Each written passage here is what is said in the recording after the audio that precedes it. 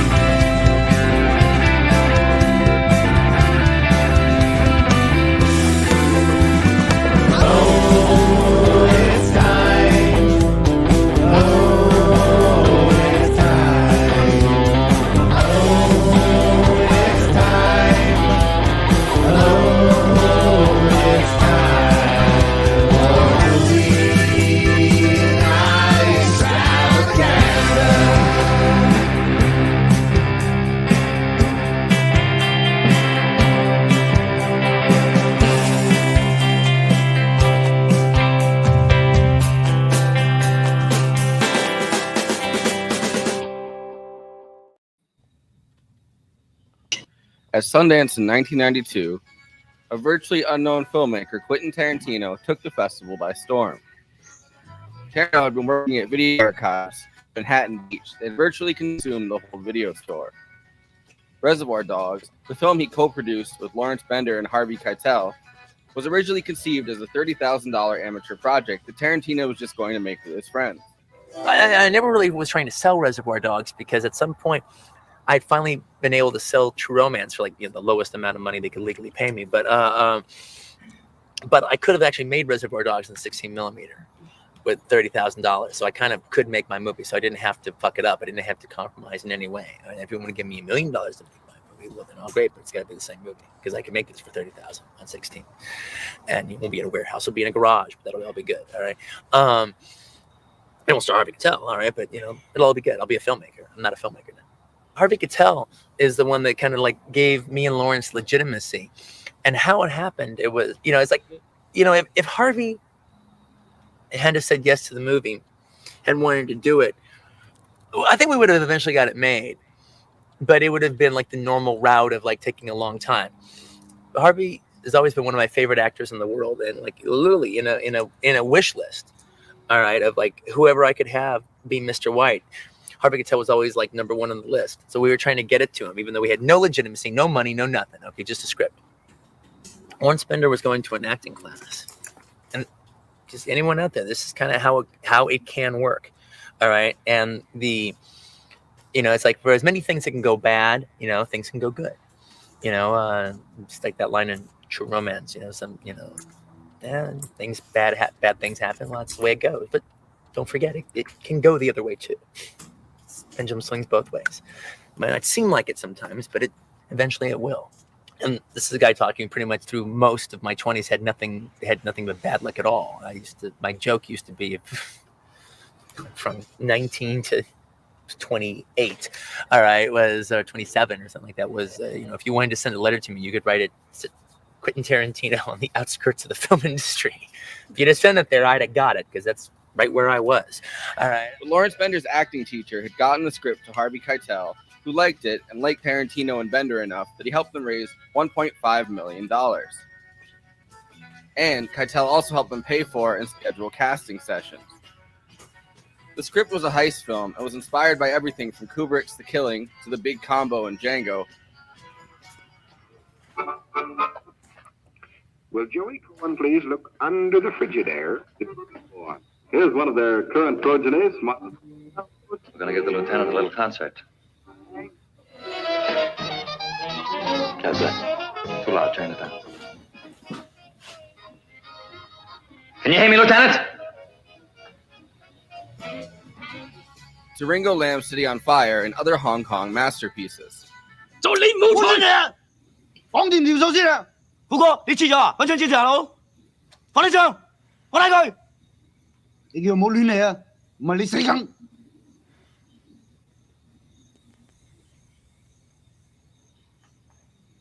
是的，虎哥，我死到你可以瞓到瞓。唔得，你救過我，我爭你一條命。邊個咁喐親你，我懟冧邊個。南哥，你想點出聲得啦？ After taking Sundance by storm, Reservoir Dogs was picked up by Miramax and started a long collaboration with Miramax and Tarantino.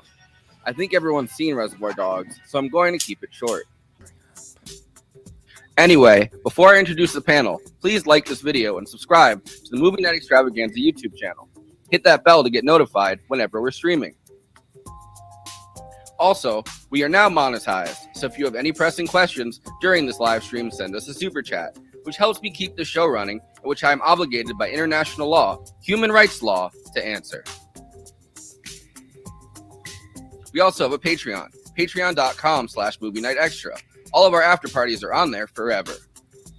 Okay, let me introduce the panel. Conan Neutron, host of Protonic Reversal, co-host of Movie Night Extravaganza, and frontman for Conan Neutron and the Secret Friends, neutronfriends.bandcamp.com. Conan Neutron and the Secret Friends has a new split LP with Lung, Adult Prom, available now on Bandcamp. Jay Underworld, illustrator, book cover artist, artist for Give Them an Argument, co-host for Movie Night Extravaganza, and Bad Takes.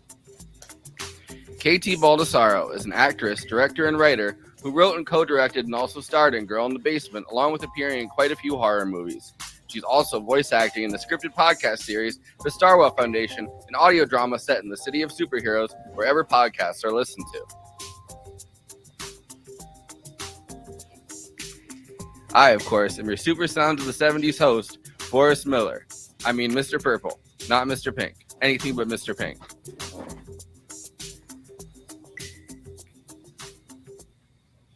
Got a guy at another job was Mr. Black. Man, what a delight it is seeing that dude who is like that guy's like legendary hard case actor, but like I forgot how great he is. Like there's so many great performances in this. It's really like difficult to kind of single too many out. But Lawrence Tierney is so good as like that guy. You know, I love his dynamic with Chris Penn, who's fucking Sean Penn's dead brother, and like I love his father-son dynamic in all those scenes where you know, he's clearly like a father figure to all of these like kind of just the worst people around. Chris Penn was he also the best friend in Footloose? He wasn't that weird, wasn't he? Yeah. Yeah, because I feel like my only other experience with Chris Penn was vastly different. Did he die in the 90s? Yeah, that's why I said his dead. Yeah, he definitely passed out. Hence the dead part of that, Andy. Okay. I mean, he was in True Romance. Not to be confused with his living brother. I remember he was in Shortcuts because I'm a big Altman nerd. But yeah. So he's in Footloose, Rush Hour. It's like the doofy friend, and like in this one, he's like kind of a much more aggressive character. He's not the Jackie Chan movie, right? Rush Hour. Jackie Chan. Yeah. Yeah. And Chris Tucker. Is there another Rush Hour that I'm aware of? There's a Rush Hour 2. I mean, there's Rush. I used to be in the Bay Area. There's a Rush Hour every day, if you know what I'm talking about. Hey, you're talking about traffic, people. No, I just wanted to make sure is like there's not like some weird indie film called Rush Hour. Oh, you think they like pulled an Old Boy and like remade a movie that has no business being remade? It's just like Hollywood never does that. No. Rush Hour, but they're both white. One of them is Scarlett Johansson. Yeah, and the other one's Chris Penn. So, to try and drag ourselves back on topic here. So, Chris Penn is in this movie and is good, and is also sadly no longer with us. Yeah. Yes. Correct. And also was very quiet during the Madonna scene because he wanted to respect his former stepsister. Or, well, no. Sister-in-law. That's definitely not stepsister, but sister-in-law. Yeah. I got also, Stevie in the chat said he was also in a Jay-Z video. That man hustled. Busy. Yeah.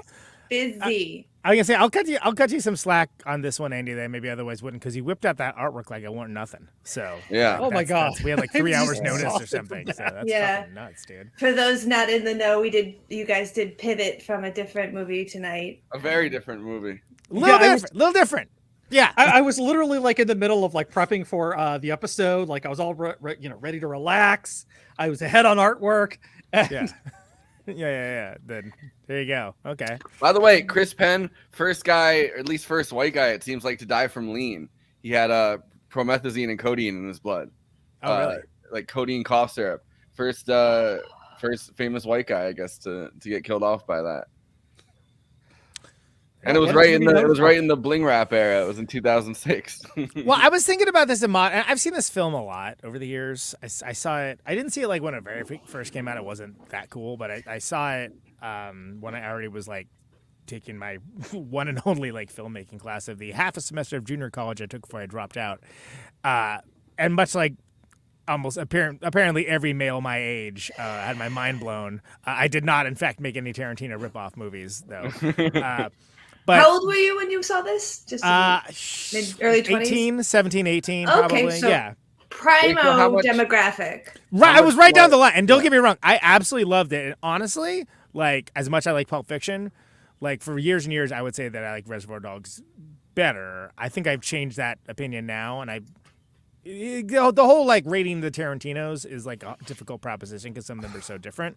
But the point of that saying is I didn't even really, except for some small academic construct in my brain, I wasn't even thinking about the terms of like the fail son, which now the Sopranos, you have Anthony Jr., right? Like that kind of brought it in there of like, oh yeah, well you could have, just like in any business, you can have like the son that's like a shadow of like who the father is. And like that was something I was like, oh, it's interesting because it's not that like Chris Penn's character is incompetent or not that he's like especially ill-suited to the thing, but like his father is just such a literal and figurative giant in crime that it's sort of like, oh, he's never going to stack up. He's always going to have people like making little snipey remarks like Michael Madsen does. And, but even though it's like apparently from just years and years of busting each other balls and like childhood friendship, it almost seems like. Yeah. And it seems like the dad, the Lawrence Tierney character, like it seems like it reminds like the Vincent Vega character is almost who's supposed to be John Travolta's brother in Pulp Fiction or something, like supposed to be related. Vic Vega and Vincent Vega, they're brothers, and apparently he's plotted out like a prequel that has them like doing stuff together, and it just never came to pass, which would have been pretty. Well, QT, so if you wanted to a graphic novel, call me. He's adopted. I'll draw it for you, man. And he's soliciting Quentin Tarantino for work right now. Take the shot. You miss the shots you don't take. Yeah. His failed son's like friends, right? Like Michael Madsen's character, Vincent Vega. Like it seems almost like he's adopted all of those as like his surrogate kids because his own kid is kind of a fuck up. Like not like an egregious one, but just like not living up to the legend. Like he kind of feels like he's still to be really involved in the business with them. Like kind of keep a close eye on him. But he's a nice guy, so like nobody's mad at him because he's a nice guy, Eddie. And it's a great excuse for, when the characters make bad decisions, because you don't want to watch a film where you watch characters make bad decisions and then you're like, what are these, just a bunch of stupid idiots? It's like, oh, you can see the motivation in how a corner got cut or a thing got missed. And it really builds. I think what I love most about this film is that it's one of the first films I saw where it was in one location. And you're right, these amazing performances from all of these actors is what really pulls it together. So yeah, it's kind of funny because I also saw this when I was like 16. So, I often You're a big fan of this one, right, KT? I mean, we talked about it a little beforehand. So huge film for me. This is like one of the films that made me want to make films, which is also ironic because we also talked about how there's 0 women in it. Although if we did zero women that aren't in anecdote form, yes. If we did an Ocean's 13, there could be a woman in the basement. You know what I mean? Like we never see the basement of that warehouse. So this is tied right in. Girl in the Basement is in this universe. Just down there chopping on the leg. Yeah. But like, it was the coolest I'd ever seen anyone be. It was also, I had gotten IFC, and it was one of the first couple of films that IFC threw up. So this is like me as a kid getting to see anything that wasn't a mainstream film. This was like Slackers in this movie. And I actually turned on this movie in I thought I had caught the middle. I wish. And I put it on at what is the beginning when you see Mr. Orange with his gut shot. And I immediately turned it off because I was like, no, I'm going to ruin this experience for me. And I wrote down in the TV guide when it would be on again so that I could come back the next day, because I'm this old, to watch it because I was so desperate to see what it was. Like, it was quite the experience for me to get to see this movie. It took a lot. Well, I can imagine as someone, which I don't know how early your interest in acting began, but I mean, I was just thinking about so the Tim Roth story where he's practicing the story. And you see him practicing the story as one does actually practice a scene, which is just get the rhythm of the lines, you like make it real for yourself, et cetera, et cetera. But then you see him doing it, and it's done in this like very like exciting theatrical way, where the stakes of the story are, you know, like, oh well, he's gonna get caught. But, well, of course not. It's not a real story for him. But but it also is like, but is he gonna get caught in the story not being real? Which is a really interesting kind of double-sided narrative of just like gradual escalation, but also a really good example of acting. There's also so many like small details in the story, like the summer of '86. It's really hard to get weed for whatever reason in the middle of the Reagan era, and he's the one guy with weed. And then, you know, he's like, all my friends wanted $10 bags. He's like, I don't even know how much that is. Like, there's so many small details that he had to memorize for that story. But that's what you got to do if you got like a soliloquy or something, right? You need to like make it real for yourself. And so if you make it real for yourself, you have to add in like enough details that, you know, like you can envision in your mind's eye as if it happened. So Tim Roth could have been any of the characters, pretty much. Like, he could have auditioned for them, and he chose Mr. Orange because he wanted to be an Australian pretending to be an American, pretending to be a criminal who's like a cop, right? Like, he thought that like all of those layers together in that story, and like the improvisational nature of it would have been like, wow, I'm like an Australian guy pretending to be, you know what I mean, like an American guy pretending to be a criminal, pretending to be a cop. You know what I mean? Like, it's a turducken of live performance. It's like Robert Downey Jr. in Tropic Thunder, where he's like, I'm a guy pretending to be another guy, pretending to be a different guy. Which is it's just like a really great acting exercise and great to chew off on. It's part of the reason why I fell so in love with this movie and with Tim Roth. I wound up watching like every single film Tim Roth ever did because his performance is so good in this. But it is also so well written. Even though Roth comes in and does this amazing performance, he's using Tarantino's way of writing. Yeah. Like, if Sorkin can write dialogue that never feels like it's actually delivered by a human you've ever met, Tarantino is the exact opposite. Like, I could hear a human saying this. And it's almost hard to, like you said, Conan, make it feel real when it's this colloquial and you're like, you're some British guy. But he nails it. I mean, it's not like, you know, classic rat-a-tat dialogue, but it's delivered quickly. There's like rejoinders. There's, you know, like that's not easy for people that have not acted. That's not easy. Like, you have to like really be familiar with the material and or really trust the people you're with. They always say and it brings you right into when Tim Roth is allowed to be his like Australian self at the beginning of Pulp Fiction, where he's, you know, giving him the speech where he's like, you know, everybody cool down, you know, be like, he's like calming everything down, and he has the fucking gun on top of the table. He's like, thank you, honey bunny. Like, you know what I mean? Like, that whole scene. He's able to be his like weird fucking Australian self, and you like forget in this movie that he's not an Australian actor completely. Like, you're like, oh yeah, he's some guy from like California that, you know what I mean? Like, he probably wants to be an actor and then became a cop.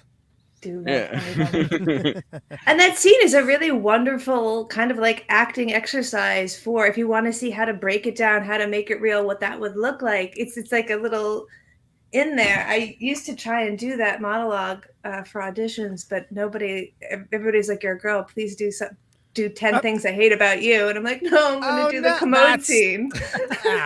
Come on.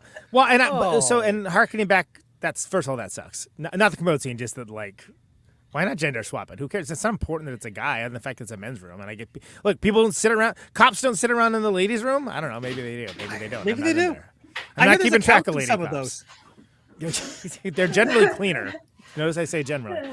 But it's funny, going back to the earlier conversation about Chris Penn's character, that for Lawrence Tierney sort of like keeping an eye on things and trying to make sure things run smoothly, it's his screw up for letting in Tim Roth.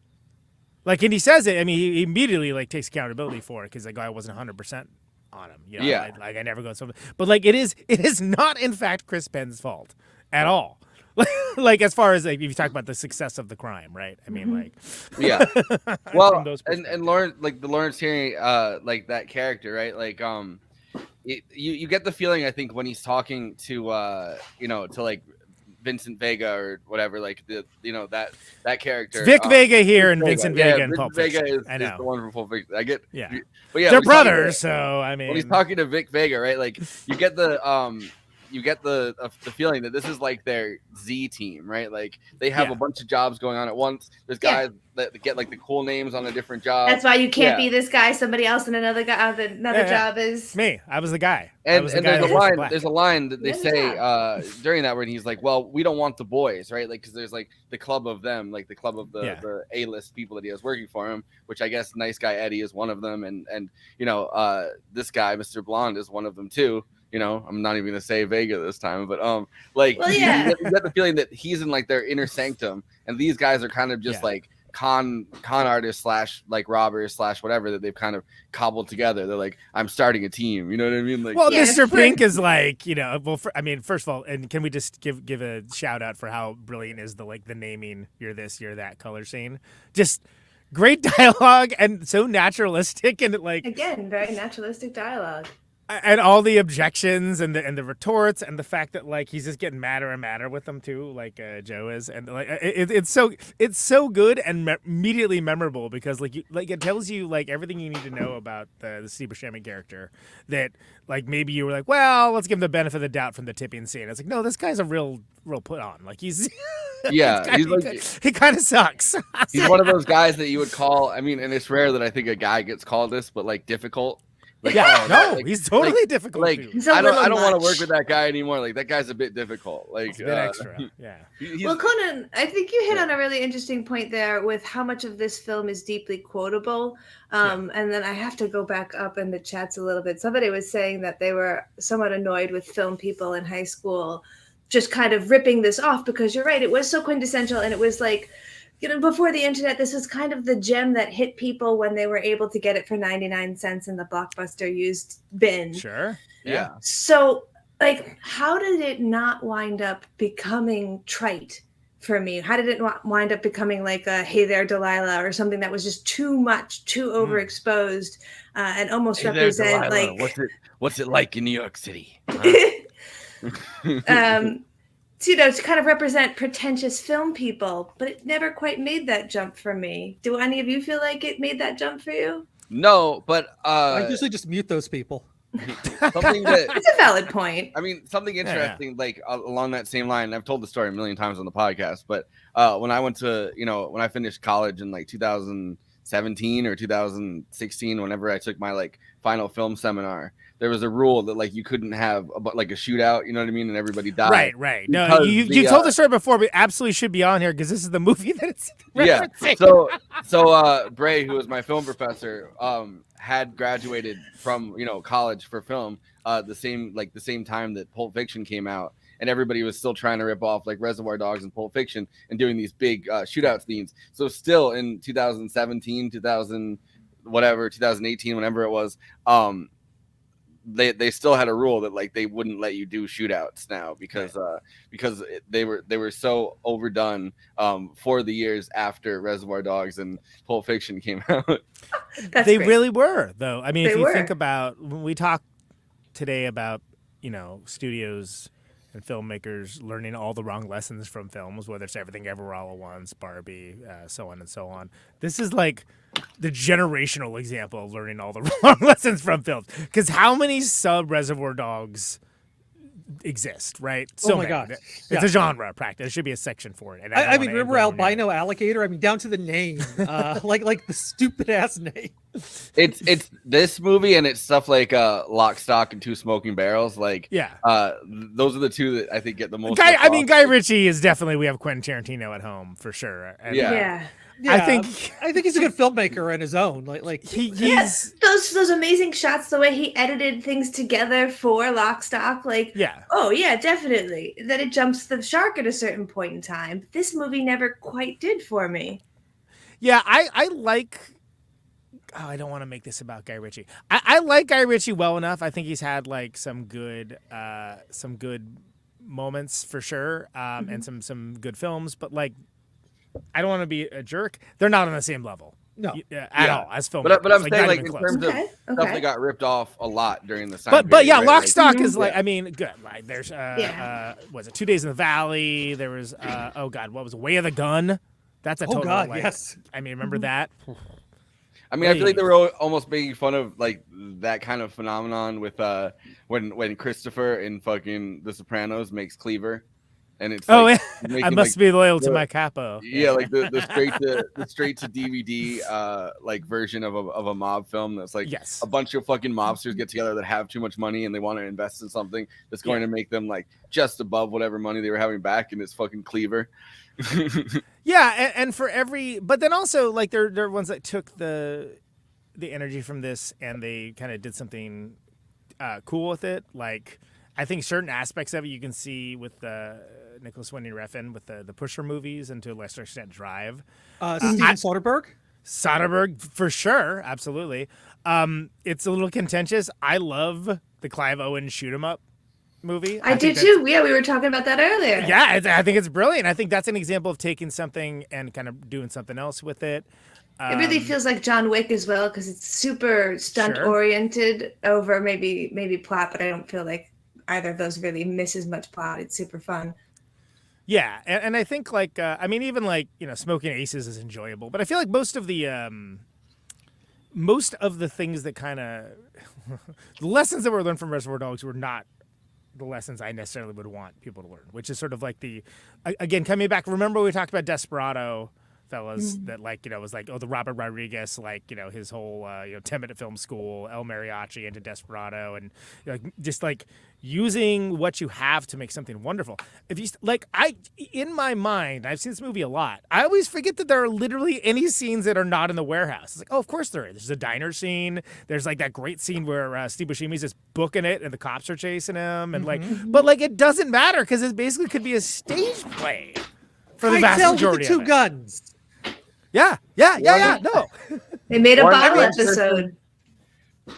One person who I think took all the wrong lessons completely from Tarantino's style of film, like dialogue. Seth MacFarlane doing any pretty much animated series that he's done, from like Family Guy to whatever the other ones that he's done, where he does the things where he just references pop culture. Like that 100% is taken from Tarantino's style of dialogue, both in this movie and in Pulp Fiction. Well, and one could argue, and real quick, Stevie, yes, Way of the Gun is the one where Sarah Silverman gets punched in the face, in almost like the first 2 minutes. He does a really, it's actually a very funny cameo, but like it's not a great movie. Deadpool, like Ryan Reynolds' approach to his passion project, which is Deadpool, and love it or hate it, you can't deny the fact that the man tried to get it made for years, and then turns out was completely vindicated by the fact that it was a huge hit. But like he rightly saw that as much as Deadpool started off as a really annoying like B tier Rob Liefeld era villain, like that there was people that it took the character and wrote it brilliantly to make him this kind of like more self-aware Tarantino-y rat-a-tatting Bugs Bunny style like character almost, and that's what made those movies work. I feel like it's Uncle Alligator that finally gave the green light to Ryan Reynolds. Dude, I've been looking for the Uncle Alligator image for like 5 minutes. I swear I was gonna do a bit with it, but I can't find it. Superhero movie that's rated R. Check your inbox; it's coming at you now. I was trying to, because when Andy said the movie with the alligator in the title, I was like, oh, that reminds me. Albino alligator. Albino alligator, yeah. Albino By the way, alligator. do you know what a Reservoir Dog is? Anyone? I do. A dog that gets caught in a reservoir. It's somebody who misunderstood a French title and said it wrong.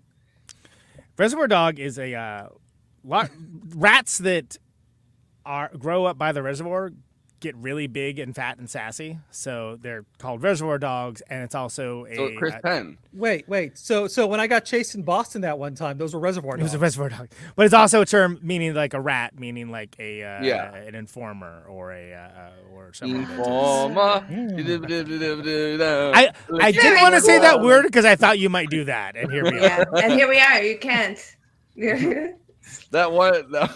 That's good trivia, Conan. I like that. Pretty cool, huh? Party where we just did Informer for remember the entire. Damn, it's so bad, so annoying. But so Reservoir Dogs is a slang term for a rat. So basically, that's what that. Which I didn't know that for years, and I was like, oh, that's cool. That actually makes me like that better. Because before it's like, oh, that's just a cool term. Like that's a neat. Those are two words that sit nicely together. That West Coast slang. So, I mean, stop me if I've mentioned this. I didn't know it for years. Because so I'm the wrong person to ask. I often get stuck on this tangent talking about the episode of Star Trek Next Generation with the Temerians, where they speak in colloquialisms, they speak in phrases. Like metaphors. And Picard has to get back and forth between the two of them. And Forrest was just talking about how Tarantino has this kind of referential style. And I almost feel like there's this way we're communicating with ourselves as we continue to progress in the internet, where it's almost these memes are kind of like Shaka when the walls fell, or like a way that we can say so much with just referencing a image or a story or a thing like that, and it resonates so well. And it's a way, we share a meme and you get it and I get it, and we feel like we're from the same culture right away. Is that kind of what Tarantino's doing? Is that why it feels so real? And to the point that he has meta references to shows that don't exist but feel like they do, like he has. Although some of them do and just nobody remembers. Like in this, some of them do and don't remember. But the examples I'm going to give was this thing I was saying, which is that Kill Bill, which I adore, is canonically like a film within the Tarantino universe that is what Uma Thurman tried out for in Pulp Fiction, that what her character tried out for. And then he also has like that cigarette, like the cherry apple, whatever. He has a certain brand of cigarette they use. He's got Big Kahuna Burger all over Big everything. Kahuna Burger. It's supposed to be like a decoupage of images that you like. It's familiar, even though it's new. It's an interesting way of creating a visual art. Yeah. Speaking of visual arts, I have a sip of your Sprite to wash this down. There's a song called "When." So all right, there's a new Protonic from last week that's coming out, but this week's current free episode of Protonic is Rabbi Cassis from 1001 Album Complaints, this band called The Chop, et cetera, et cetera. He's in a band called the Beverly Crushers, which is a Star Trek themed funk band. And they have a song called When the Walls Fell, and it's pretty ripper. And actually, it's the opening theme for 1001 Album Complaints, and it's definitely worth a listen. So I just put the Beverly Crushers record in the chat, and if you want to hear more from him, he's this last week's Protonic guest. So I'm only bringing it up because there's no other time I can think of where we're come up on this show extemporaneously. So, but it's great, and it's exactly what you think and hope it's going to be. So I also wrote a metal record about Arby's. Thank you. My thing, to like ask KT about, right? Like as someone that does screenwriting, and I've like dabbled in trying to do screenwriting, and I end up like destroying everything that I try to write. But like it's like that referential thing in the beginning, right? Like that scene with Like a Virgin, they're talking about Madonna songs, or any number of scenes in Pulp Fiction where they're kind of referencing something from popular culture. Like it feels it's hard to pick something that is going to last long enough, within the zeitgeist, I guess, to be evergreen the way that Tarantino manages to. And I kind of have always found that fascinating. Like anytime that I try to write something and reference pop culture, I'm like, is any of this going to be around? Like if you make this into a short film or something and it references something like like, and I think there's a very Gen X. Well, that's So, sorry to railroad you there, but like I see what you mean, but it's also like he's also coming from the generation that didn't have this end of memory that we have. You know what I mean? And also his references are so specific, and it's not that they're like good or bad; they're just very, very specific, and it's something where if you know the references, then that's great. But also, like, it's such a lived-in world with how he has it that the characters know it. So it's sort of like, and this goes back to like what we were talking about, Escape from New York. Everyone just like knows who Snake Plissken is. Oh, Snake Plissken. Oh yeah, Snake Plissken. And it's like you're like, oh crap, everyone seems to know who this guy is. I guess it's important, And so if you have people like talking about, some TV show or something like in the car, and they're so like, it's so knowledgeable and well versed on it that it's you're inclined to be carried along with the conversation. And this is a trick that has a lot of lesser writers and directors have tried to do with, and I think I saw something in the chat about it being something the MCU utilizes, and I actually would back that, but only with like the quippy parts. Yeah. only like the sort of like, you know, nudgy bits, and not without any of like the sort of like deep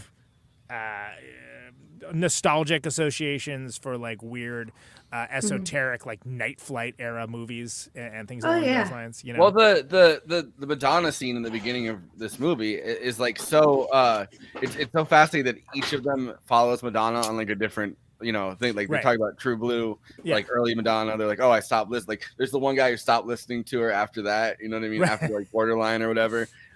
There's, you know, they're talking about like a virgin, like obviously like Quentin Tarantino's character has thought a lot about this. The rest of them haven't, but it's kind of fascinating how there's a lot of give and take with you know, like the one guy who doesn't even know anything about like Madonna songs, and then it's being explained by you know, by Steve Buscemi, who's like, even I know that, and I don't even listen to Madonna. And like each of the characters kind of represents a different opinion about Madonna's work, and it's like, Jesus Christ, all this for fucking Madonna. Like yeah, exactly. Which and at the time of this coming out, like everybody knew who Madonna was, but it wasn't like, you know, like when those songs came out, it wasn't like 80s Madonna. It was like, I can't remember precisely where in the arc of her career was, but it wasn't like the coolest reference. It was just more like, oh, that's, Madonna. Right. Of course. Like in the zeitgeist, in the way that you're like, you know, some nowadays it's just like, oh, that person's famous. I don't really understand why, but they're famous now.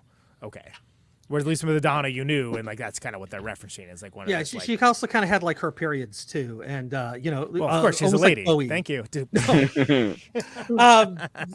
no, she had like different eras, which is why she never appears in this film of her, and she was in a very distinct era, and I don't even know what to call that because that was like Vogue era. I don't know. Is that right? I'm be real. I don't care. Yeah, but you're probably right. Yeah, they're different eras. This was my point is like her zeitgeist energy at the time has kind of ebbed and flowed during like the 90s. But everybody knew who she was, right? The scene still hits now, even though it was written in, and I think that's kind of what Forrest is going at. Is like, I think to answer your question about why, as a writer, I think it works. I think this is why Tarantino is important, and it's not just the millions of people who have tried to rip him off. He seems to have a very good grip on the zeitgeist. And what he grew up with does seem to speak to us all, even though it is incredibly specific, like you said. It's like if you've ever read a Patton Oswalt book, he does it as well, really well, and it's incredibly specific, and yet you feel like you've been there. And it's a great way to make exposition for a scene. You can explain something to a character. You can invite everybody in without having to have it feel like, why are two cops explaining the law to each other right now? Right. Well, and it comes from a very deep understanding and love of that esoteria, whatever that may happen to be. Like, and again, sometimes this is like, you know, 70s pulp movies. Sometimes it's like, you know, it could be anything, like Lady Snowblood, right? Obviously, like Lady Snowblood, he more or less based Kill Bill off of it. But it's a deep understanding of it. And I think a lot of the problems when people try to emulate him, they're coming at it just trying to get the quips out, right? They're trying to get the... and it's like, well, what does that scene say about these characters too? Like it actually says something because like, you know, each of the characters, not only are they coming from a different perspective, but how they're interacting with this conversation. You know, you had Joe over there, like going, you know, just like shouting out a name, going like, oh, Sandra Wong, Sandra Chong. Yeah, Sandra Wong, like going through his address book because he can't be bothered with the conversation. Yeah, because he's part of a different generation than. And he's in that. Can't believe I found this address book. It's great. But it's like if you've ever seen people try and emulate Monty Python, like you can't quite put your finger on what the formula is, but when people try and hit it off, it's just really not right. And a lot of people try. I think Lawrence Tierney would be a great Uncle Alligator if he hadn't died in 2002. He made it. He died. You gotta run this job, kid, and you're gonna like it. Well, just use AI. We can deep fake it. Bring him back to life for this. Yeah. Get back to that, right? We've got these Israeli diamonds coming in, and we need to warehouse them right now. Oh man, just imagine Uncle Alligator in Uncut Gems now. Oh man. I think it sounds a little something. No, we're not gonna do that. No. So this is speaking of the acting in this, right? Like there's a rehearsal thing that they recorded all of the rehearsals with like Steve Buscemi and Tarantino going back and forth and trying to rehearse scenes in this. And I don't know. I think it's cool. I want to say this was an extra in the DVD. Yeah, if I remember right. Right? Yeah. But people are also like in the comments of the actual video were like hating on, someone uploaded it. They were hating on Tarantino's acting in this. Everyone's like, dude, he's like rehearsing. Like that's not. Yeah, it's not a performance. It's a rehearsal. You could like just read it in a deadpan. It would be fine. How dare you suck in the read through? Yeah. Jesus Christ! Everyone's like. Those are the ones responding to the alarm. Look at that foot shot. Man, I'm telling you, they were there already. They were waiting for us. Oof, Madon. Hey, Mr. White, man, huh? Haven't you thought about this? Look, I had fucking time to think about jack shit, man. First I'm just trying to get the fuck out of there, and then I've just been dealing with him. Look, you shut the fuck up! Fucking start thinking about it, alright? Because that's all I'm thinking about. Every time you talk, you lose fucking blood. I'm gonna fucking leave you if you don't just stop. If you don't shut up. Whoever set us up, man, knows about this place. You hear what I'm saying? There could be cops right now on their way here. Would you shut the fuck up, Motor Mouth? You're freaking this guy out. Hey, I'm freaked out, okay? Look, let's take it in the other room. Let's take it in the other fucking room. No, hey. I told you to be quiet. Every time you talk, you lose blood. Now I'm gonna leave so you don't fucking talk to anybody. You got that? Okay. Alright. Now I'm gonna be in the other room. Just chill the fuck out. Shut up! I felt funny about this job right off. I wonder what it's like being the guy on the couch. Just has to like get yelled at by them. Yeah, right. Fucking listen. It's like every time I ever got burned buying weed, same thing, man. I felt funny about the guy, you know? But I wanted to believe him because I feel like, you know, if he's not lying to me, if it really is tie stick, whoa, baby, you know? But it's never fucking tie stick. And I said, if I ever felt that way about a job, I'd fucking walk. It's like the fucking money. Hey, well, Dan, I need you cool. All right? What's done is done. I need you cool. Are you cool? I'm cool. Well, you don't look cool to me. Why don't you splash some water on your face and really cool it? You got a smoke? Yeah. Well, why don't you smoke one? Okay, now let's go through what happened here. We're in the place, and everything's going fine. Then the alarm gets tripped. I turn around, and there's cops all over the place. You're right, it was like, BAM! Blink my eyes, there's fucking Cop City out there.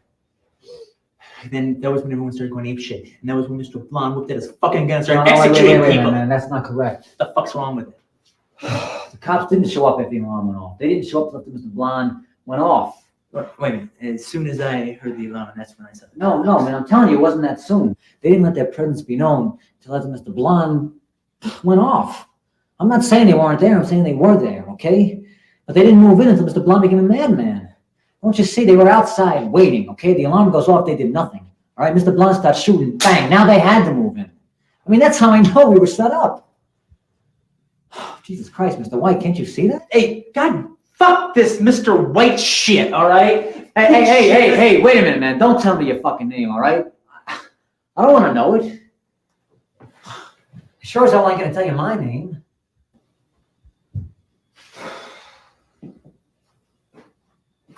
You're right. This is bad. This is really, really bad. How the hell did you get out? Shot my way out. Everybody was shooting, so I just blasted my way out of there.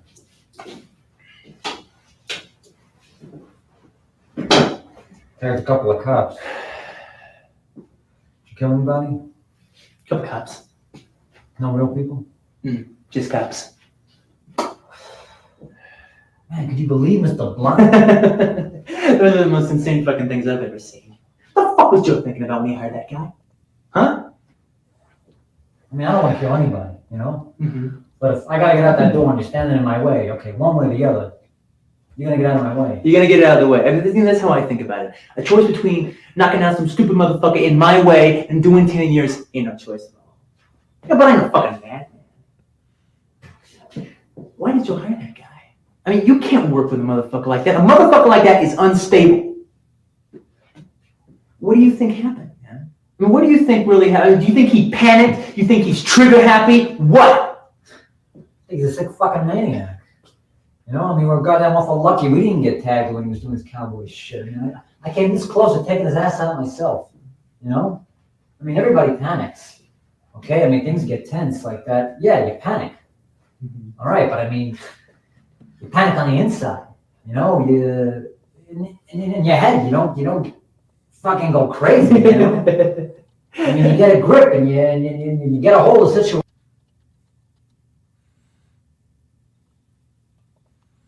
So I'm always trying to get a grip and get a hold of the situation. Yes.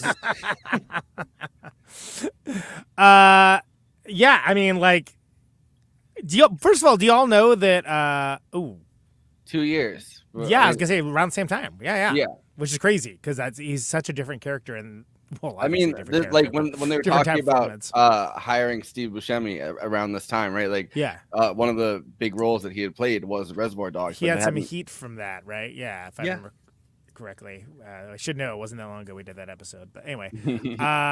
But you know who was considered and actually read for the part for at least read for the like aversion scene, which we keep referencing, but read for the Mr. Pink role, Tom Waits. Oh, that would have worked for me as well. I don't. You know who read for Mr. Blonde? I don't tip. I don't. I never tip. I love him in anything he does. Not my problem. Well, yeah, Mr. Blonde was read by George Clooney. I'm fucking positive you're on the level. So I let's don't just know try if that would have worked. Figure it out. Yeah, no, I agree with you. That one wouldn't have worked, but it would. You know, it's kind of like I could have George Clooney. I could have seen George Clooney as like Mr. Blonde, right? Like I could have seen him as the Mr. Orange. you know, as the trigger happy.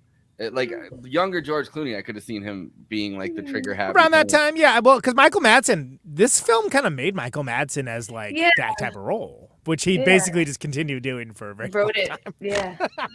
Also, side note, Conan, nice Tom Waits / Joker impression. Oh, thank you. Yeah, I was hoping it got in over whatever Andy was trying to talk about over it, but yeah, I'm a big fan of Tom Waits as an actor. I think like we talked about that when we had when we did the Denzel Washington movie. Gary wrote it. Why can't I think of it right now? Book of Eli. Book of Eli. Yes. How what a great casting he was in that. And honestly, my favorite Tom Waits role is when they. Man? Well, no, Mystery when they Man put him in Buster Scruggs and he gets he gets the well, hold on. Have you seen Down by Law? Yeah. I was just about to bring that up. I assumed that's what the next thing out of your mouth was going to be, was the Down by Law was one of your favorites. I'd be like, understandable. But I mean, he is great in Buster Scruggs. No, but I really like that they gave him his own segment, right? Like the Mr. Pocket one, just to go fucking ham on it, right? Like he's the only actor throughout that entire you don't need anyone else in there. Thing besides like the faceless guy that tries to shoot him. He's also in Shortcuts as well, but everybody's in Shortcuts. It has like 60 actors in it. Yes. But Down by Law is a bit. Anyway, Tom Waits is great. Tom Waits in the Steve Buscemi role would have been different. It would have been very different. Was this the first time you guys saw Steve Buscemi, or Buscemi as he would pronounce it? Yeah, Buscemi. Okay, sorry. It's one of those ones that we all pronounce wrong, and so it's just taken that way now. But well, I mean, I saw Pulp Fiction before this, so I definitely saw him in as the Elvis, the Buddy Holly guy. Mm-hmm. I saw Spy Kids 2, where he's like, as a kid, where he was like, "Do you think God?" How young you are sometimes. Desperado, I watched before this.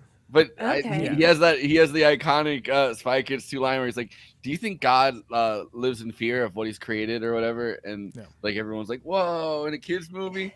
Is that also your first experience with Alan Cumming, Spy Kids? Because this is a weird way to live. That's insane to me. I still remember, like a sane person. Romeo and Michelle's high school reunion.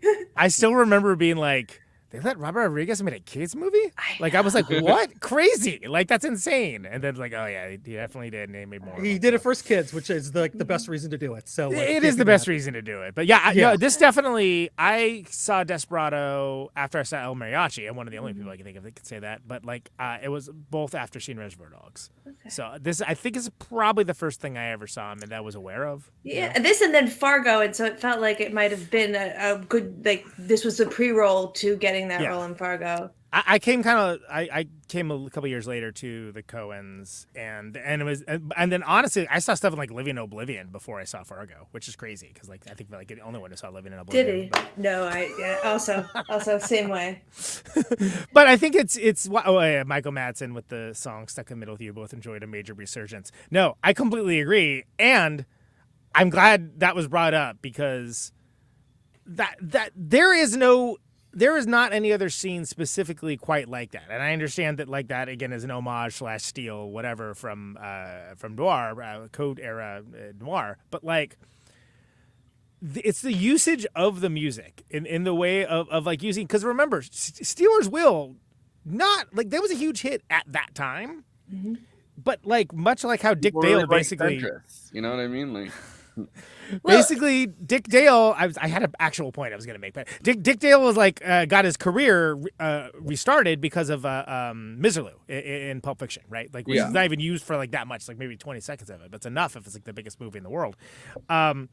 Big resurgence for Steelers Wheel and Jerry Rafferty, but like it's the dichotomy of the cheerful kind of like bouncy, dancey song and the horrific things happening on screen, which have been bastardized in what I can only call a new metal-ish way now to be like those Saw movies and things like that, which I just can't stand. They're just like torture porn. Yeah, you're torture porn. Yeah. Well, and there's this really like meta, I mean, it's referenced like, you know, throughout the entire movie. I noticed at this time in the beginning when they're in the diner, they're already talking about K Billy's super songs of the 70s or whatever. They're like, have you been listening to that on the radio? And you know, I feel like it's easy to forget how radio used to be something that kind of brought everybody together in that way, especially if you're universal experience. Absolutely. Who drives around a lot, like all of them clearly are. You know what I mean? Like, they spend a lot of time waiting. Or if you're listening to a countdown together. Yeah. Like, well, over and a that's couple of days. It's sort of like it sets it up for later as well. And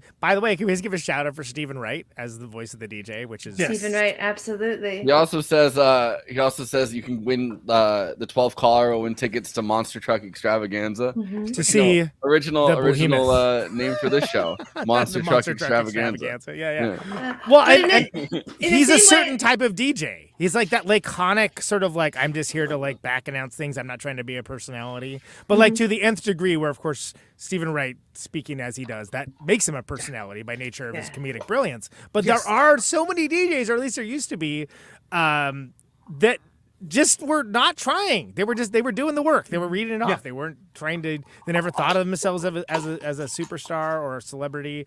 And then everybody started trying to be Howard Stern, and that's a different story. But like, it's absolutely stunning how fantastic and iconic the Stephen Wright of which is maybe a minute and a half, 2 minutes in the entire film, and it's so memorable. Yes, it's so good. I used to watch Mad About You just for his cameos. You know?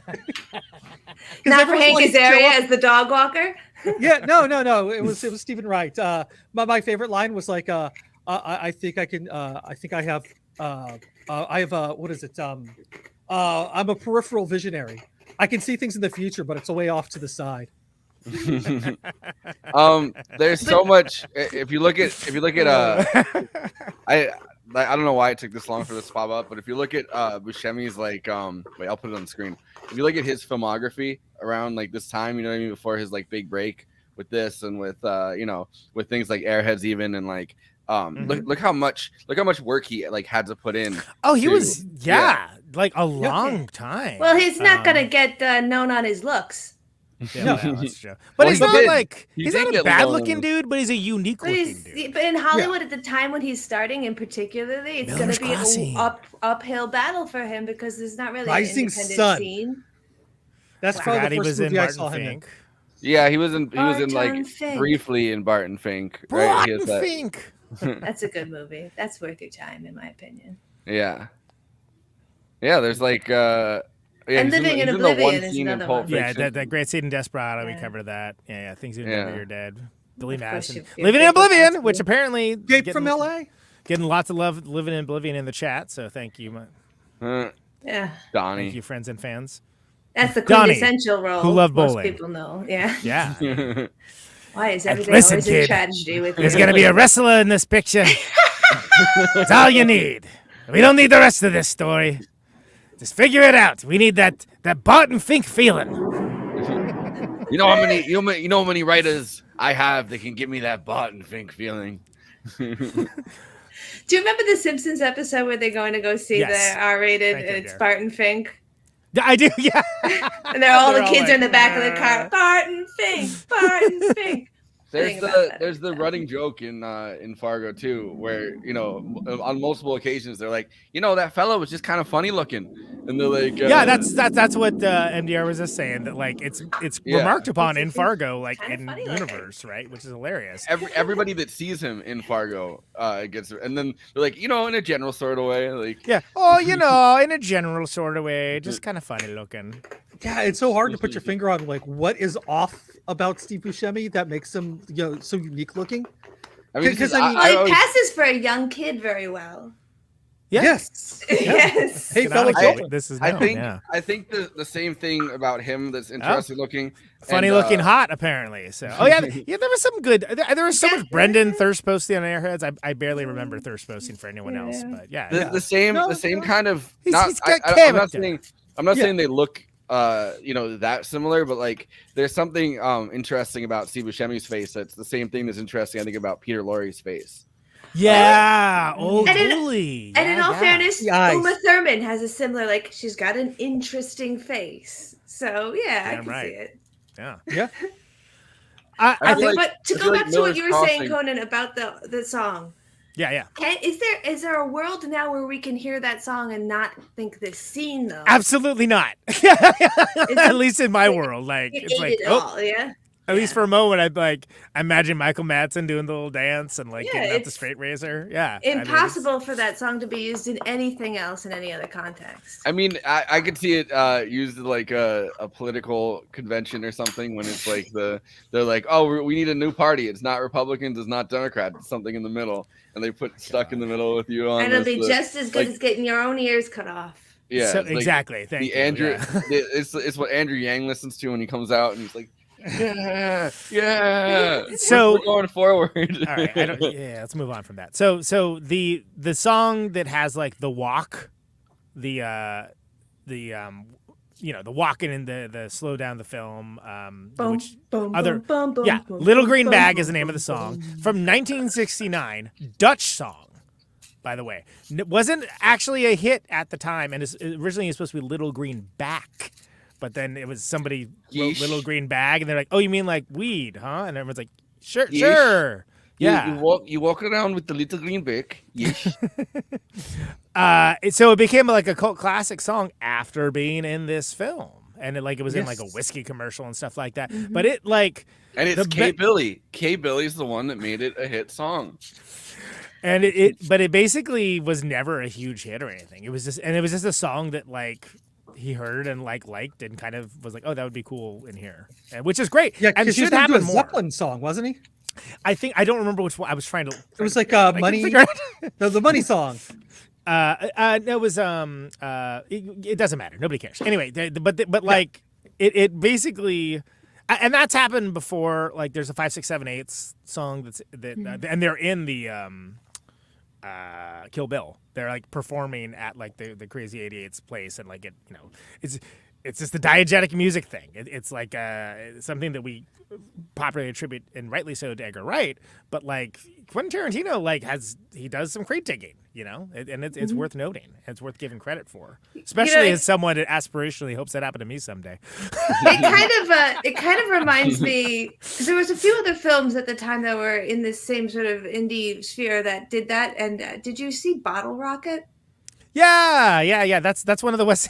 Early Wes Anderson film. I know, but it's outside of his cutesiness. Yeah, that's why I like it. But it has a soundtrack that I got, and I wound up finding out that, like, as a kid, I'm like, these are just existent songs that are awesome from all these old artists. But this film and that film did that to me. And so a lot of that, a lot of stuff from Wes Anderson with that, like the usage of those David Bowie songs by that the Portuguese folk singer in the Life Aquatic and stuff like that. That's Mark Mothersbaugh helping out with that too, with the music direction of Devo fame. So he's nice. Which again, I volunteer for that job as well. Call me. I wonder with Tarantino doing this though, like how much of that is also like he's picking out older songs that might not be as big at the time, right? Because it's also easier and cheaper to get rights to play the song. Yes, absolutely. Touche. Yeah.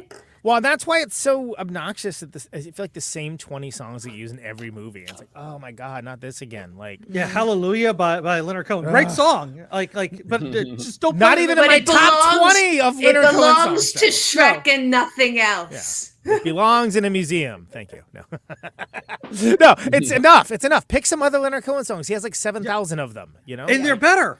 And they're great. And they're better than that one. Yeah, that's a particularly baffling one. But yeah, I mean, just like it's.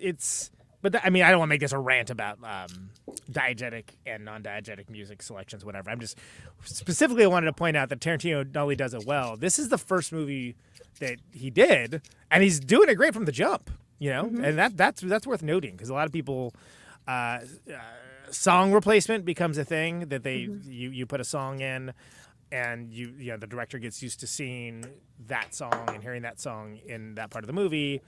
And then they can't get rights to it, so then they hire someone to do a sound-alike song, which is like close enough to avoid litigation, right? I've definitely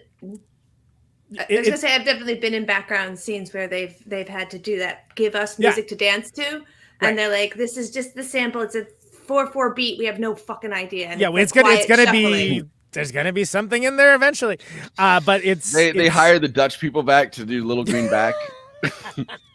On the track, which is a little green back. But where I was going with all that is that, like, I think he's a rare sort of echelon of filmmaker that when he picks music, he's picking the music for the scene, but it's not necessarily going to be like the most popular thing. In fact, most cases it's not. It's almost obscurest for a lot of situations. Like, I like Martin Scorsese a lot. We've talked about Martin Scorsese. Martin Scorsese's got the Martin Scorsese thing, right? It's always going to be a Stone song. You can freaking guarantee. It's always going to be the same Rolling. I literally have it pulled up right now. It's Gimme Shelter, but it's like in 3 different movies. He has a scene with Gimme Shelter. KT was doing the electric slide, says Stevie. No, I never danced to that. How dare you? Yeah. To go back to what we were saying earlier, that's kind of what makes Tarantino is a full director. Like he has this ability to pull the songs, to pull the references, and to build this world. It's impressive. So this is him being asked about his thing, right? Like his style. And I thought it was interesting that he's hesitant to kind of quantify, I guess, his own style, which I feel like now we're in like a moment that's so self-aware with like the internet and so self-referential that now like filmmakers are going out of their way to like be like, oh, this is my style, right? Like it's kind of fascinating that he doesn't want to put himself in a box here, even this early in his career. Method of like, oh, this is my style and this is what I'm trying to do or anything like that, but it's just a mixture of, I guess, I'm always like a slight hesitant to try to explain certain things I do, because in doing that, not because I'm afraid of revealing stuff, but in trying to articulate it, I'm almost putting more of an onus on it than I really am at the time. You know what I mean? And I don't want to make it sound like it's really super thought out. But it is a kind of a combination of the fact that it's like, I mean, look, dialogue is the easiest thing in the world for me. I think my dialogue's pretty good, and because it comes so easy that I almost feel like it's not really mine almost, all right? It's like, if there is such a thing as a God's gift or anything, that's one of the gifts he gave me. And part of the thing in doing it is just getting characters to talk to each other. It's just like, I just get them talking to each other, and they're off. The characters are writing it. I'm like a stenographer. I'm like a court reporter. All right. I'm just, actually, I don't type it. I write. All right. But I'm just writing it down, taking genre characters and genre situations. All right. And giving them a real life spin, have them sound like real people, like, me and my friends and just other people, and make references that other people make that movie characters don't necessarily make. All right. And talk about shit other than the plot. All right. Most of us don't talk about the plot in our lives. All right. We talk all around things, and we talk about bullshit, and we talk about things that interest us. Gangsters don't just talk about gangster plot related stuff and just polish their bullets. All right. And talk about this murder or that murder. They talk about songs on the radio. They talk about, the chicken dinner they had last night, or they're having this moment and this girl, and then, well, sometimes in gangster movies they'll have them talk about a girl, but that's about it. They don't talk about just stuff. And people are people. In the course of that, one, it's funny. Two, it can be entertaining. Three, it's like kind of likable in a strange way. All right, it makes them seem human. All right, and it's also authentic. Rappers and cops and gangsters and real gangsters, real criminals or gangbangers and everything said, no, man, Reservoir Dogs is it. That is it. There's no like drama attached to the scenes when they talk. They talk like real people. They talk about the shit that we talk about. All right. And then like the most outrageous stuff is the stuff that rings the most true. That's something I've learned from life. And I also kind of learned from, Omar Leonard in his books. But always so all these constant little monkey wrenches that just smacked true of life. Cops were chasing after characters running down the street. They commandeer a car, throw the person out, jump in the car, but it's a stick shift and they don't drive a stick. All right, that's real life. And it kind of fucks up the genre moment. All right, kind of fucks up the speediness of the film. All right, well, that's what I'm always trying to do. And that's why I know how to drive stick. That was it. That was the reason. Don't fall behind. But he's right though, because look at what we do to people like M. Night Shyamalan, who get stuck in a box of what we expect of them, and how hard it is to make films when that happens to you. That's kind of a very tragic story, I think. I mean, in a way, but he seems like he's happy doing what he's doing. But like, he's pulling through. Yeah, twist ending. Okay. He wasn't. He's rich. He's fine. Uncle Alligator will do something with him later. Listen, kid, we're going to give you one of them Marvel superheroes, all right? So don't screw this up. What do you think of Poor Man? Poverty Man? This guy, this superhero, he's working class, right? And he's got nothing but class. He's Poverty Man. He keeps trying to rescue people. He's got more powers than anyone. He keeps trying to rescue people, but they don't want help. Actually, I guess he already did Unbreakable. It's kind of a superhero movie. He did his own superhero genre, and I think oh, that's right, because there's the sequel, Glass. There's Glass, and then there's Split, which is a wonderful look at that. And the newest edition, Poverty Man. Poverty Man is a superhero who's like a homeless guy. He's just trying to get paid, people. He's like a homeless guy, and he keeps trying to save. He has like all these powers. He keeps trying to save everybody, but they don't want to get saved because they're like, get away from me. And that's called Hancock. I want to be saved by middle class man. The middle class man is dying. He got. There was a meme about like that. That's the picture. Poverty Man has to rescue middle class man. It's a stunning turnaround. Let me tell you, won't be a dry eye in the house. Middle class man steps on his head. There was a meme about the movie that was popular when you were born. Is supposed to do so. I predict something. I don't know. So my kid, my youngest, looks up what movie was number one when they were born, which was Hancock, and they go. I don't want to say the name of this movie because I think it's something wrong. Guess what movie was number one when I was born? Forrest Gump. Was it really? Oh, there you go. My mom had already picked out. My mom had already picked out the name, and like a few weeks before she like had me, she was sitting in a movie theater, and I think she was telling the story more cinematically than I think it happened. She was like, and then I realized that I might be having you in the movie theater with Forrest Gump, and I was like, that didn't happen. Like that's not. Why should I change his name? He's the one who sucks. Yeah. By the way, mine is Close Encounters of the Third Kind. Not bad. I have no idea what mine is. I'd have to guess it was Goonies because it had just come out like that. There's something that's like there's a I'm glad I didn't get app named or whatever Chunk. that's like you can find out what movie was number one. Yeah. Name your kid after the movie that was number one when they were born. Your kid's name's Gremlin.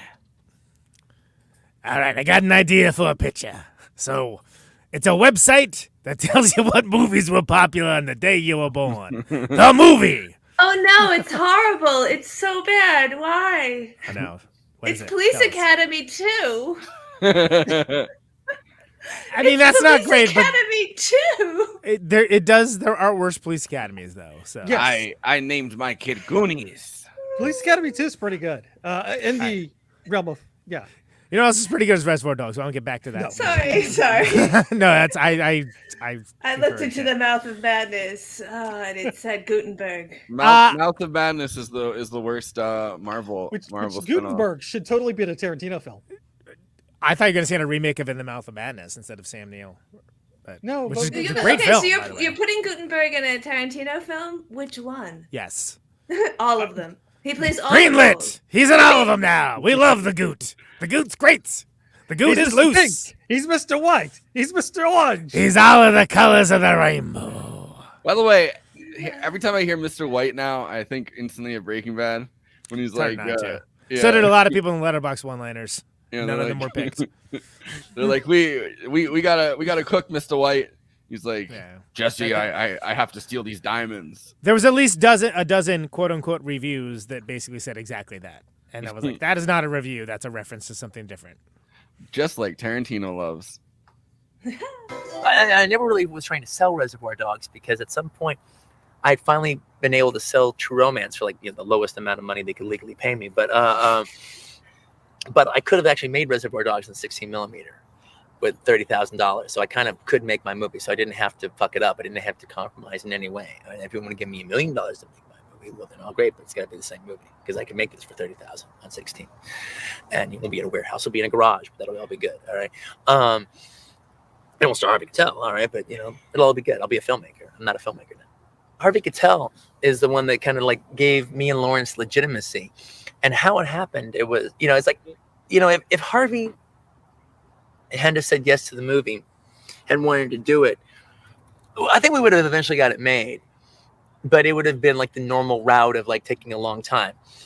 Harvey has always been one of my favorite actors in the world, and literally in a wish list, all right, of whoever I could have be Mr. White. Harvey Keitel was always number one on the list, so we were trying to get it to him, even though we had no legitimacy, no money, no nothing. Okay, just a script.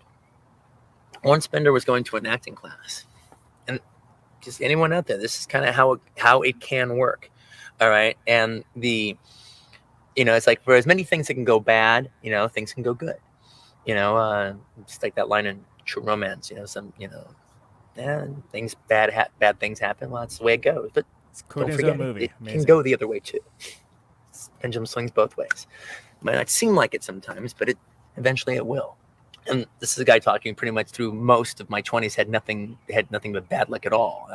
My joke used to be from 19 to 28, all right, was 27 or something like that, was, if you wanted to send a letter to me, you could write it to Quentin Tarantino on the outskirts of the film industry. If you'd have sent it there, I'd have got it, because that's right where I was, all right, that's where I lived. Lawrence Bender was going to this one acting class, and his teacher was married to an actress named Lily Parker, who was a member of the Actors Studio in New York, who knew Harvey. Lawrence got it to his acting teacher in Los Angeles. His teacher read it and liked it, then sent it to New York to his wife, Lily Parker, who I don't know, Lawrence doesn't know. He knew her husband. Lily Parker read it and liked it and gave it to Harvey Keitel. So we're really liking Lily. 3 days later, Harvey Keitel called up Lawrence Bender. And we got on the phone with him, and he goes, yes, well, Quentin, I would love to do this movie. I think it's fantastic. And the script it's quite amazing. And the dialogue, and just wonderful writer. So, but I want to be involved in it. I would like to be one of the producers on it and help you get in. You're the boss, but I think we can maybe help you get it made. At that time, Harvey Keitel saying he's going to be the star of your movie. It's not like all of a sudden doors flew open or anything like that. But he gave us legitimacy. We had no legitimacy. We were just a couple of guys out there trying to get a movie made like millions of other guys in Hollywood. The reality is, Richard Gladstein at Live, who is really the guy that put me in the position to make a movie. Now, Richard had the meeting with Lawrence and with Monty, not yet with me. So I was like the last guy for him to meet. So he was so gung-ho, and I'd heard he was so gung-ho, so it was kind of all mine to screw up almost. All right? And I had done a movie called My Best Friend's Birthday that it was never finished, and I just had like little clips of it, and I had bad experience showing it and everything, you know. So literally, it was like, she goes, "So you've done a movie before?" "Well, I never finished it." And he goes, "Can I see some footage from it?" No. And he's the reason, you know, that waiting for that one yes that will make you a director when you have absolutely nothing to show for. All right. He was the one that said yes. All right. He wouldn't have even read the script if Harvey hadn't been attached. He'd just always been a fan of Harvey's and go, "Oh, it could be really cool to make a movie with Harvey Keitel. Yes, I think I'll take that home tonight," as opposed to letting his reader read it, which he probably would have passed on it. All right. And he read it and loved it. And then that was the beginning of my life, basically, part 2. Which is crazy. And it's funny, speaking of true romance, I'm glad that Quentin mentioned that, because I love that there's a true romance reference that he just couldn't help sneaking in, that Harvey Keitel's character used to work with Alabama. And it's such a throwaway line, but if you know the movie, it's like, oh, wait a second. Yeah. Rick Dalton the first time watching it, this was the first time I made that connection in my mind. But he's like, which has of course Ron Pertee hanging in the chat, did that episode with us whenever the hell we did that a long time ago. I don't know. A while. It's kind of it's fascinating though, because he's created such a network of like characters now, right? That are all someone's related to somebody else. Like all of his movies are really in the same universe. You know what the craziest one is?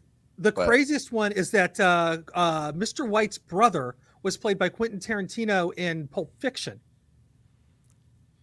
Bonnie's husband, right? Yeah, Bonnie the nurse, who like is referenced in Reservoir Dogs. Yeah. Like we'll get Bonnie to fix up or something. It's like a real throwaway line, but wow, okay, that's and put it together, people. It's just the weirdest thing is like when Harvey Keitel as the wolf shows up and he's just like, "Hey, you look kind of like my brother." Hey, yeah. Well, so it's notable too, so Quentin Tarantino worked at this store called Video Archives. That there's actually a really interesting story behind it. But short story is that Roger Avery and Quentin Tarantino have a podcast called Video Archives that is produced by Gala Avery, his daughter, who is fantastic, and I keep trying to talk into being on this show. But it's really interesting because it's basically an extension of like the kind of conversations they had in this video store, which is just like, really going over the fine-tooth comb and all this like genre fare and like lesser-known films and things along those lines. 37. But here's the notable thing. Here's the notable thing about it is that it's no longer there, but it was rebuilt in his basement. Like they rebuilt the entire store, and so they do this show in a reenactment of the video store that he used to work at. That still has all the videotapes, and that's great. It is an interesting show. Most of the stuff they cover, I'm like, I've never heard of this. I don't know if I want to hear about this, but it's an interesting show because Quentin and Roger Avery, who's a director of his own renown as well, not on the same level. No, are just very excited. Yeah, his stuff is good.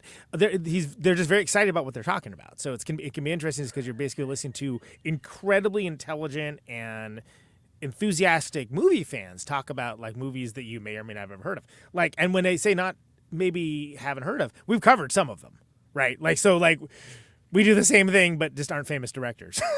Yeah. There you go. Perfect. Yeah. There yeah. So that's the rebuilt video store. They rebuilt it Man, with all the videos. But then then they actually have pictures from like the original video store as well. But it's that's kind of back to Video Archives Video Club. That's their yeah. It kind of reminds me of. It seems like I'm gonna say like Michel Gondry setup or something, right? But did you guys ever have a local video store like that for you? Hell yeah! Yeah, there was 3 of them. One of which I would just constantly run into Bay Area rock and roll luminaries because we all went to the same video store apparently. The other one was run by one of the rock luminaries, a drummer for Jawbreaker, had a really great video store in San Francisco. Check out that episode of Platonic Reversal. Yeah, I would just sit around and BS with him for like literal hours. And then there was this like super hole in the wall video store that pretty much only carried stuff that they liked. But that meant that I got exposed to like Jodorowsky and like The Hitcher and like all of this like stuff that was even oblique even for me as someone that was already a film nerd that really kind of like helped shape my which again is easy to do now. Everyone has to have a letterbox account. Oh, this person looks interesting. What are they suggesting? But like back in the day, you had to go to a place, right? Back in the day, these were that kind of, because you could go to Blockbuster, you could go to Hollywood Video, but if you had one of these, you kind of had a person telling you what you would miss and paying the $35 to get this French video on VHS for you to watch. And like it'd be like, oh, you like David Lynch? Oh, have you checked out? Like, have you seen the Disney movie where he drives a tractor? Right, exactly. Yeah, no, totally. No. Like, have those personal recommendations that all these algorithms try and fail to do. Oh, you like David Lynch? Have you seen the video where he puts panties in his mouth? Yeah, there it is. There it is. For me, I didn't really have one like that until I got to college. I had Pleasant Street Video in Northampton, and I remember when it closed, which sucked. Yeah. Andy, what about you? Honestly, I never really had a place. I always had friends that would just show up with a video, and I'd be like, Dead Alive, what's that? And, I got this video you have to see, world. It's gonna blow your mind. Yeah, no, just constantly. People would just hand me video cassettes and make me watch them, and that's how I saw Wolf Warrior 2, Clockwork Orange. Somebody handed me a video cassette. There's some other like Naked Lunch. Gunman with Christopher Lambert or Christophe Lambert if you're French. If you're French, if you're not, just Lambert. It's Christopher Lambert. It's fine. So there's a great Christopher Lambert subplot in Call My Agent that shows that the guy actually does have a sense of humor about himself, and that's all I'll say about that. He's great. It's very, very good show too if you're into watching French subtitles. So there's a lot of love, I think, for the Sherpa, right? Like the videotape Sherpa that's gonna like take you along your journey. But I think it's notable to understand Quentin Tarantino that he was one of those guys. He was absolutely one of those guys. He was the one, like, pulling out the Lone Wolf and Cub movies and handing them over to, like, someone like a young Andy World and things like that.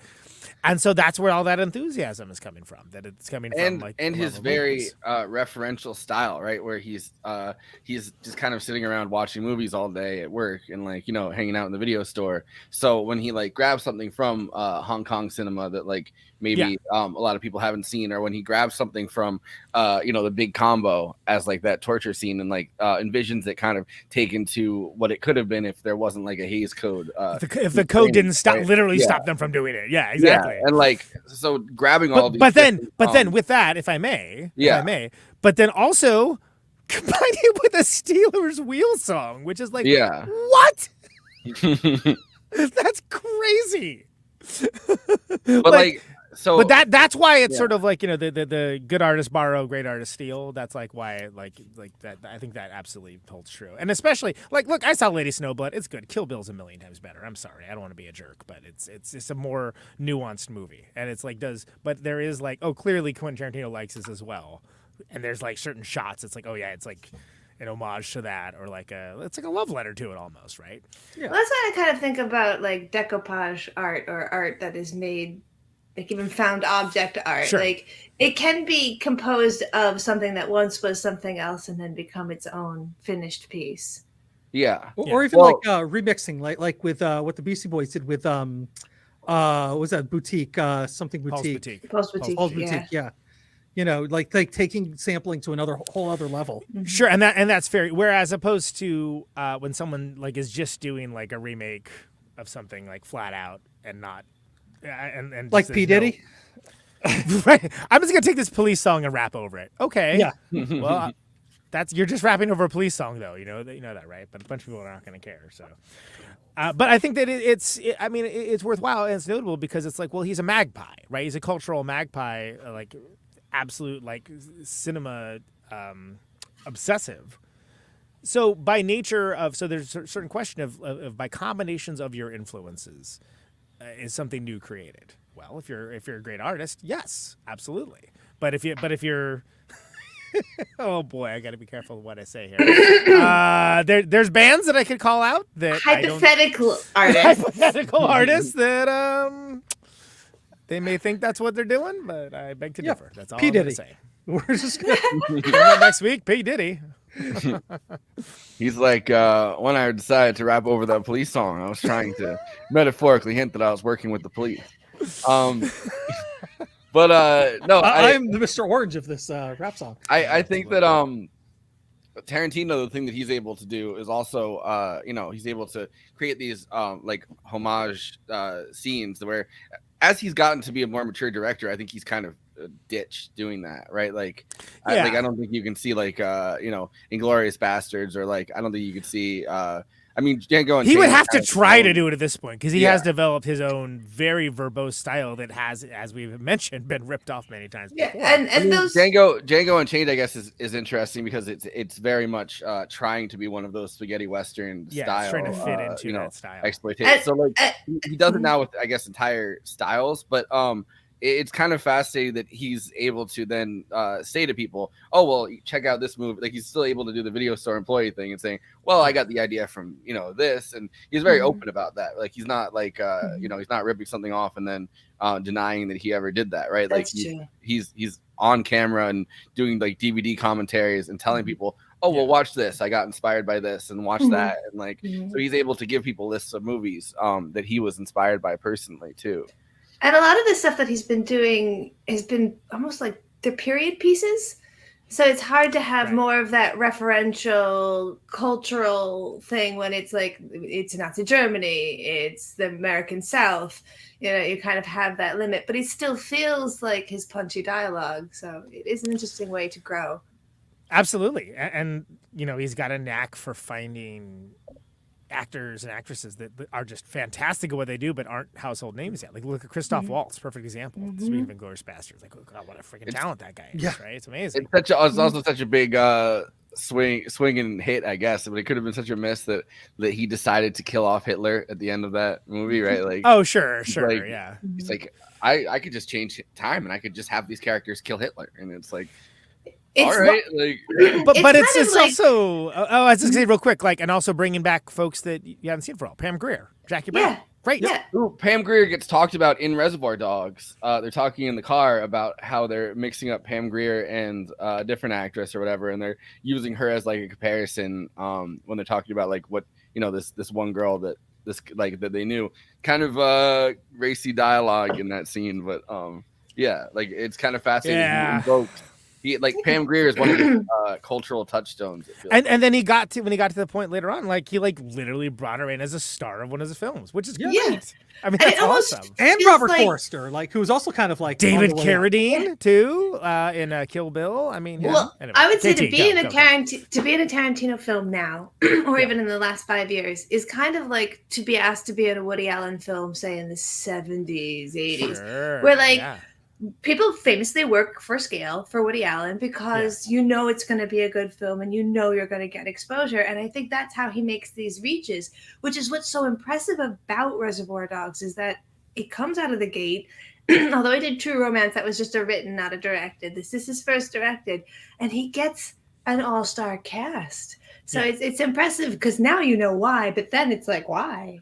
Yeah, who's this guy? How did this guy round these people? And again, you get the I was gonna say real quick, like Harvey Keitel, such a great role, but you get like someone like a Steve Buscemi, like our host over there, and Michael Madsen that are like on the upswing, where it's like, oh no, which arguably I think Michael Madsen kind of peaked with this, but anyway, that's neither here nor there. Andy, where are we gonna go with? No, I was basically kind of go along the same thing. It's like they were rising stars, not established stars. But I mean, he did establish the whole like bringing people back with John Travolta in Pulp Fiction. That is, Andy, that's probably the best possible example, right? Because that guy's career was nowhere. I've seen Look Who's Talking 3. I mean, he was in the Angel movie. Oh God, Michael. Been trying to forget it. Yeah.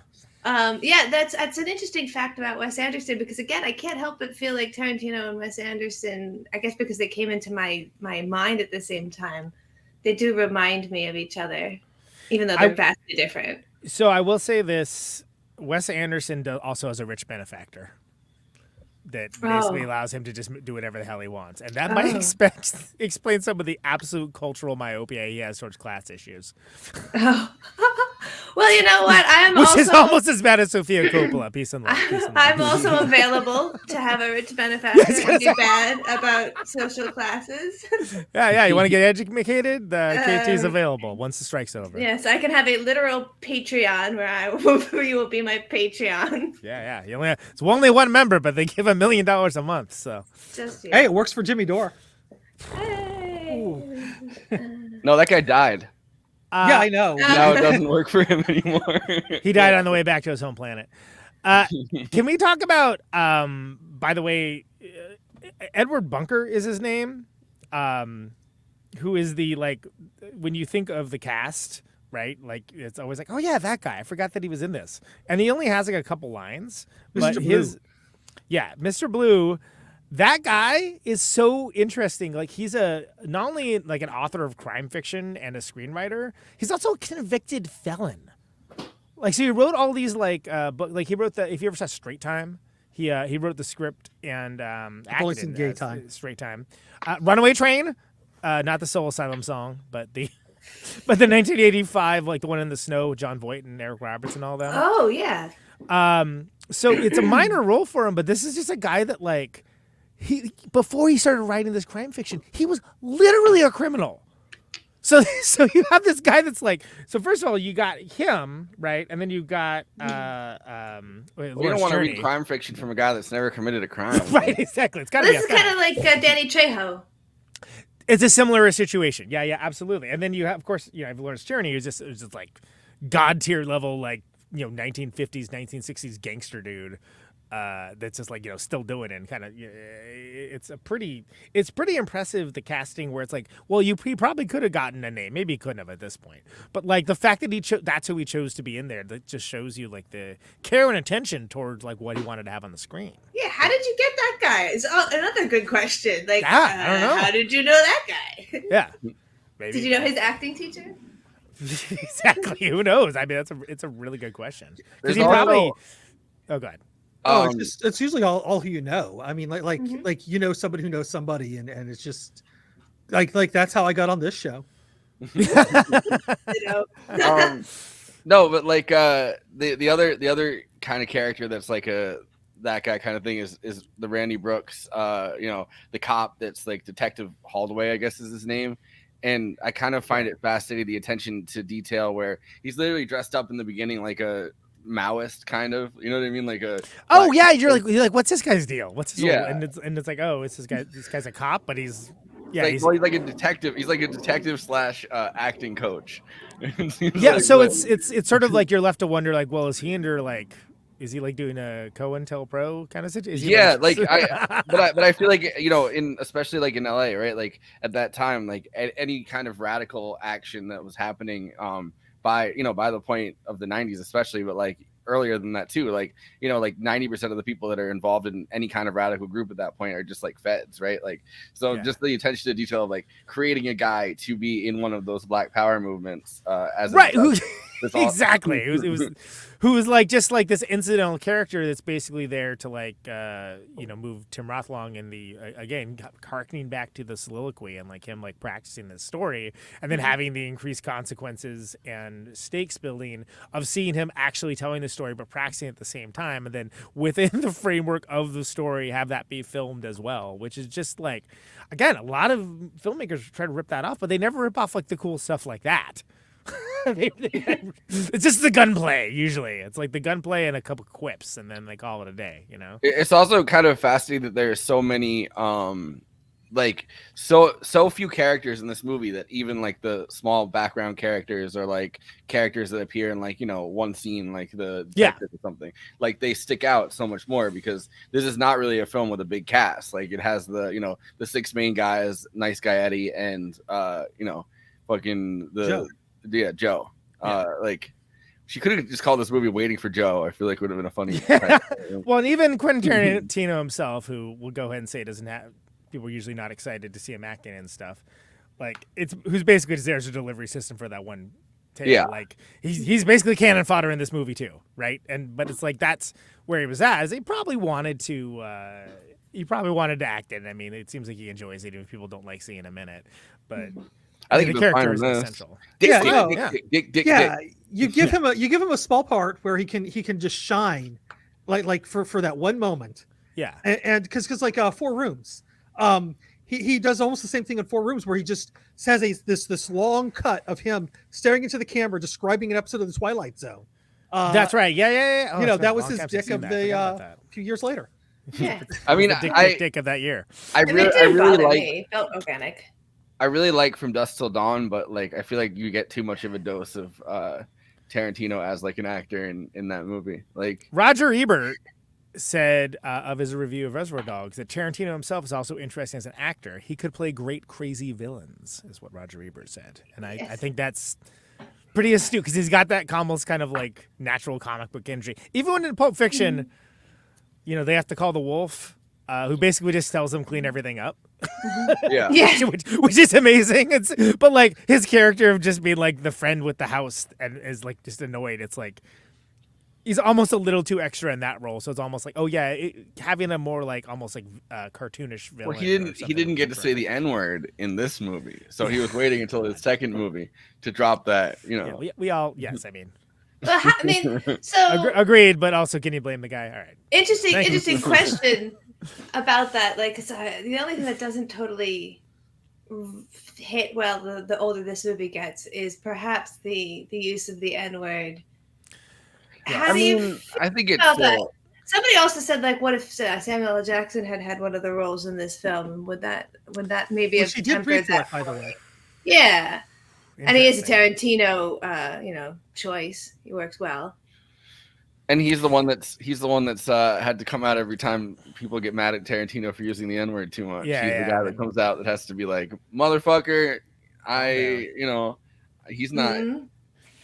I don't know. I think that Tarantino's career in some ways has more than made up for it. Like making Django Unchained. Like, I don't think any other actor could have possibly made that movie. I think with this, I mean, it's not like people are saying this in an aspirational context, right? Like every single person in this is like, it's not like here are cool dudes doing cool dude stuff and go emulate them. That is not not meant to be the case, No, it's like there's a hard case. He cites Elmore Leonard, who usually uses racism to denote a villain. Yeah, if you read enough of his books, like it's always like a telltale sign of who the bad guy is, because they're all criminals. But who the actual like antagonists are going to be? There's the one using the N-word over there. I think the problem though then is that Tarantino is so incredibly quotable, and the chats they're talking about the scene from True Romance, which is we all know the just one. Groundbreakingly compelling scene, but the quotability becomes difficult due to the context, and so it's not without note.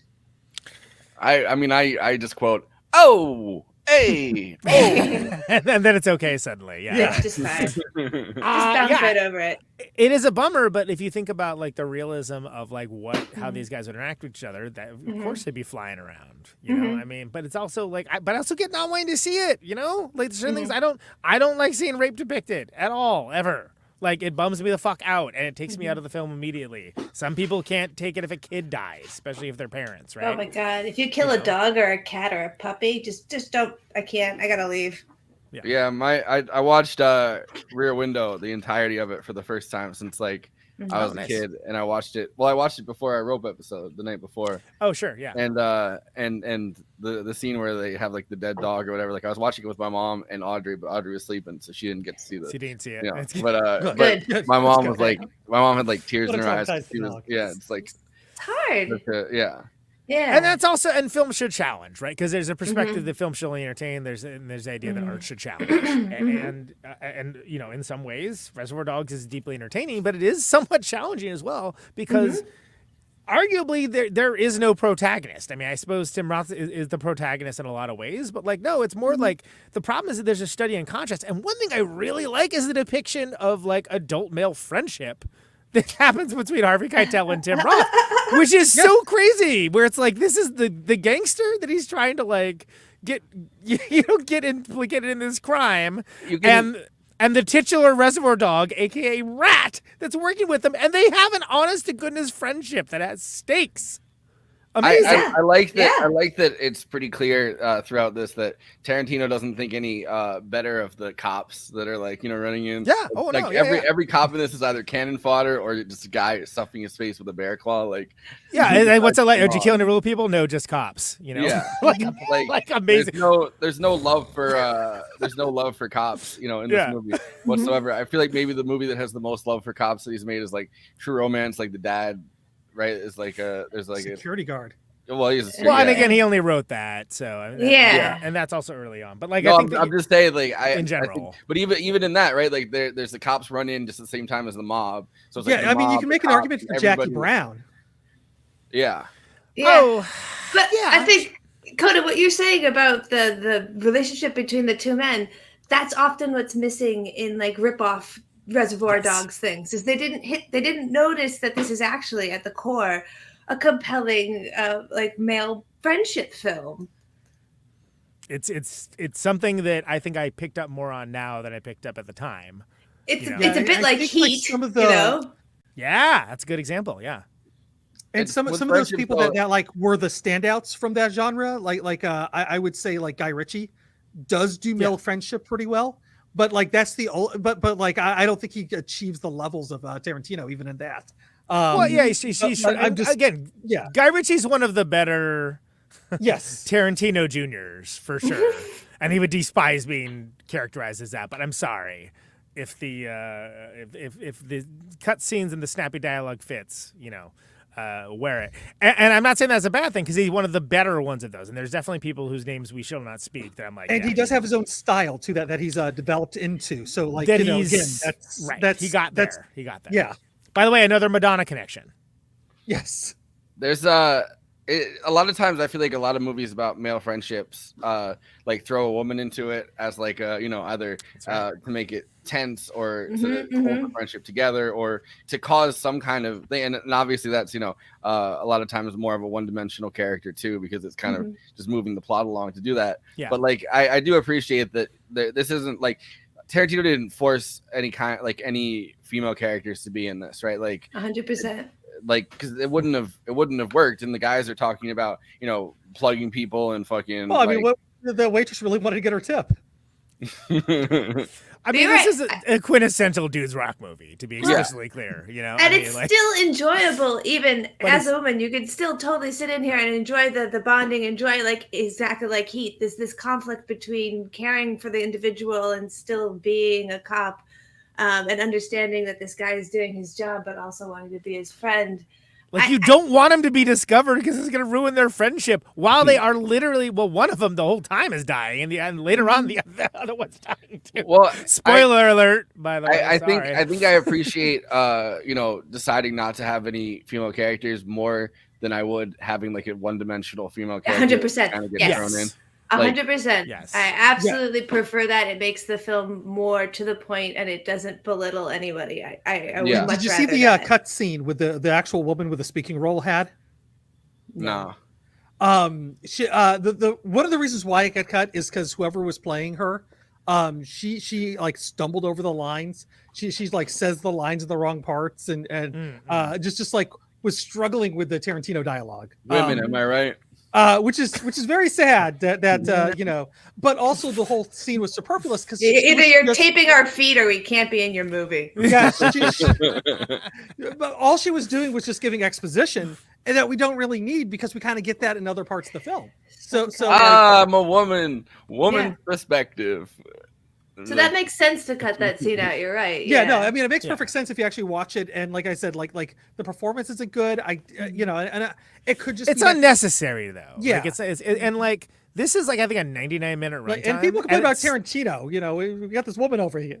It's perfect runtime in my opinion. And a woman is like Tim Roth getting shot, right? Like it is a woman that shoots Tim Roth in the car, right? That's why they didn't give her any lines though. Well, but it works. I think that works because he gets shot too quickly. These guys like don't assume that some like white lady in a car is going to have a gun. Well, she should have said "suck on this motherfucker" and then shoot him. No, but it makes it like like that neither of them think that like, oh, this woman's gonna have a gun in her glove box. Exactly. Like Or she could say the N word. That's a really good point. All right. And she Although, pulls the would gun you out, guys? and that's like, it's interesting, right? Like it's interesting that they're being so careful. Yeah, it's so right. So there's Yeah. this crazy shootout. Michael Madsen's character is just lighting the place up. We never see it, but we hear about it. So which is a whole fucking way to. I don't think today a director would be able to. Yeah. You hear about it in such detail that it's almost as if you envision it in your mind's eye so much it feels like you saw it, but you didn't. Well, I see did. it In a different film. Oh my fucking god! Can I get to the fucking point, or are you gonna interrupt me 7 more times? Okay. So what I'm saying is In that other film that you saw. what I'm saying is that like between that and the cops and all the other gunplay, how ironic it is that it's a civilian that kills that like shoots and eventually ultimately kills like the undercover cop. But I think that's like key to the story, because his first reaction is to shoot back without thinking about what he's doing, and he shoots and kills her. And like that's crazy. Like that it's like and it's this fraught moment that's like maybe 10 seconds of screen time, maybe. And he's freaking out about that still when he's in the car, and he's like, she had a baby. She had a baby and I shot her. And His voice is insane in that scene. It is. He's going full ham, and we're here for it. It's good, but he's going full Australian Kermit the Frog. Well, but also it challenges his entire his entire identity of what he's trying to do. Yeah, and it almost reveals that he's a cop, because like he can't do that was the threshold. Yeah. Although I like that in these moments of crisis throughout this movie, right? Like you learn so much about the characters. Like Steve Buscemi is obviously like a chore to have any conversation with in the beginning. He's a professional for us. He wouldn't know anything about it. With the tipping, but it's interesting that he's automatically the one that tries to be like the peacemaker after his fist fight or whatever. Where he's like, "Come on, guys!" Like he has nothing to do with the any middle of the child. ongoing tension. But like one of which is the exchange between Michael Madsen and Harvey Keitel, right? Like that exchange, like you're gonna bark all day, little dog, you're gonna bite, and then like when it de-escalates, you have the thing where they sort of like talk about it and be like, oh yeah, big Lee Marvin fan, oh yeah, me too, like, and that's a great moment, because it would be most of the imitators would just do that and be like tough guys saying tough guy stuff, right? And then and then that was where it ended. But you get the meta-contextual commentary of, first of all, Lee Marvin was not a household name at this time, right? But like, it's so key to understanding, like, oh yeah, these are like tough guy gangsters, but they're also kind of, to a certain degree, pretending to be tough at the same time. They're influenced by their environment, as we all are. So that's Steve Buscemi's just like, calm down, fellas. We need to get this together. I was going further with this. Yes, go ahead. Sorry. The entire scene where Tim Roth is shot in the back of the car and there's blood, much fucking blood everywhere throughout that entire thing, right? And he's trying to take care of him, and I love the exchange between them when he's like bleeding out, and he's like, "You're not gonna die. Are you a doctor?" It's like something like my family would say to me if I was freaked out. Like, "Are you a doctor?" And they're like, something my family would like, say. "Well, if you're not a doctor, then I guess you don't have any expertise." Yeah. Right. And like, it's such a typified thing, I think, for a certain kind of older person in your family or something like that. That's like that's trying to maintain like kind of a tough facade while also like clearly being like a very somebody. Well, and he even goes sing-songy with it. You're gonna say it. No, say it. You're gonna be okay. it's you're okay. You're okay. Come on, let's he does the It's a wild scene, and it's great performances in a moving car. By the way, by both those guys. Because we don't have time to build another kind of car. No, there's no time or money for that. I wanted to ask you guys to take a small tangent with me.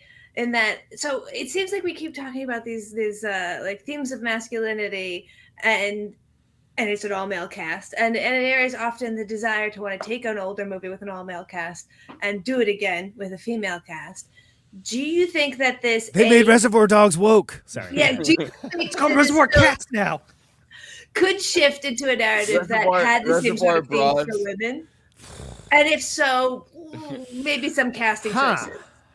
Okay. That's an interesting thought experiment. I mean, obviously it couldn't be exactly the same, but there are similar themes that you could find between female bonding, female friendships, what it means, They did it with Ocean's 11. Yeah. The many Ocean's films. Yeah, absolutely. I think that, Well, I just like that Jennifer Coolidge is having a renaissance, so let's throw her in there because I always thought she was awesome. Put her in the Steve Buscemi role. Absolutely. Margot Martindale is always great too. You cannot miss with Margot. She's pretty freaking. I mean, I think Catherine Hahn has proven she's got the chops, right? These are great choices that I would never have thought of. Wait a second. I think Frances McDormand. We're gonna make Reservoir Dogs, but we're gonna call it Reservoir Broads. It's gonna be amazing. It's out there. McDormand is a great choice as well, Forrest. You're right. I could see Frances McDormand being the Harvey Keitel character. Mm-hmm. Like now that she's a little bit older, right? Like I could see because I mean she it's not a great movie, but like 3 Billboards Outside of Ebbing, Missouri, right? Like has that kind of that kind of instinctual mother energy while also being like intrinsically badass. I could see her being the Harvey Keitel character. I want to throw Meryl Streep in as the Mr. Orange. Oh yeah, or Meryl Streep as like Joe. Like Meryl Streep could be the one behind the desk. That's like and Margot Robbie as Mr. Orange. Meryl Streep as Joe, and then Lisa Kudrow as the nice guy Eddie. like a younger version of her. I could see her playing Meryl Streep's kid, like kind of fail kid. Oh man, yeah. It's an interesting thought experiment. But it's. Thank you for taking that tangent with me. No. I mean, it's like, look, I'll fan cast all day long, twice on Tuesdays. But I think that Uncle Ron saying Jennifer Lawrence is Tarantino's character. Yeah, I'd buy that. Sure.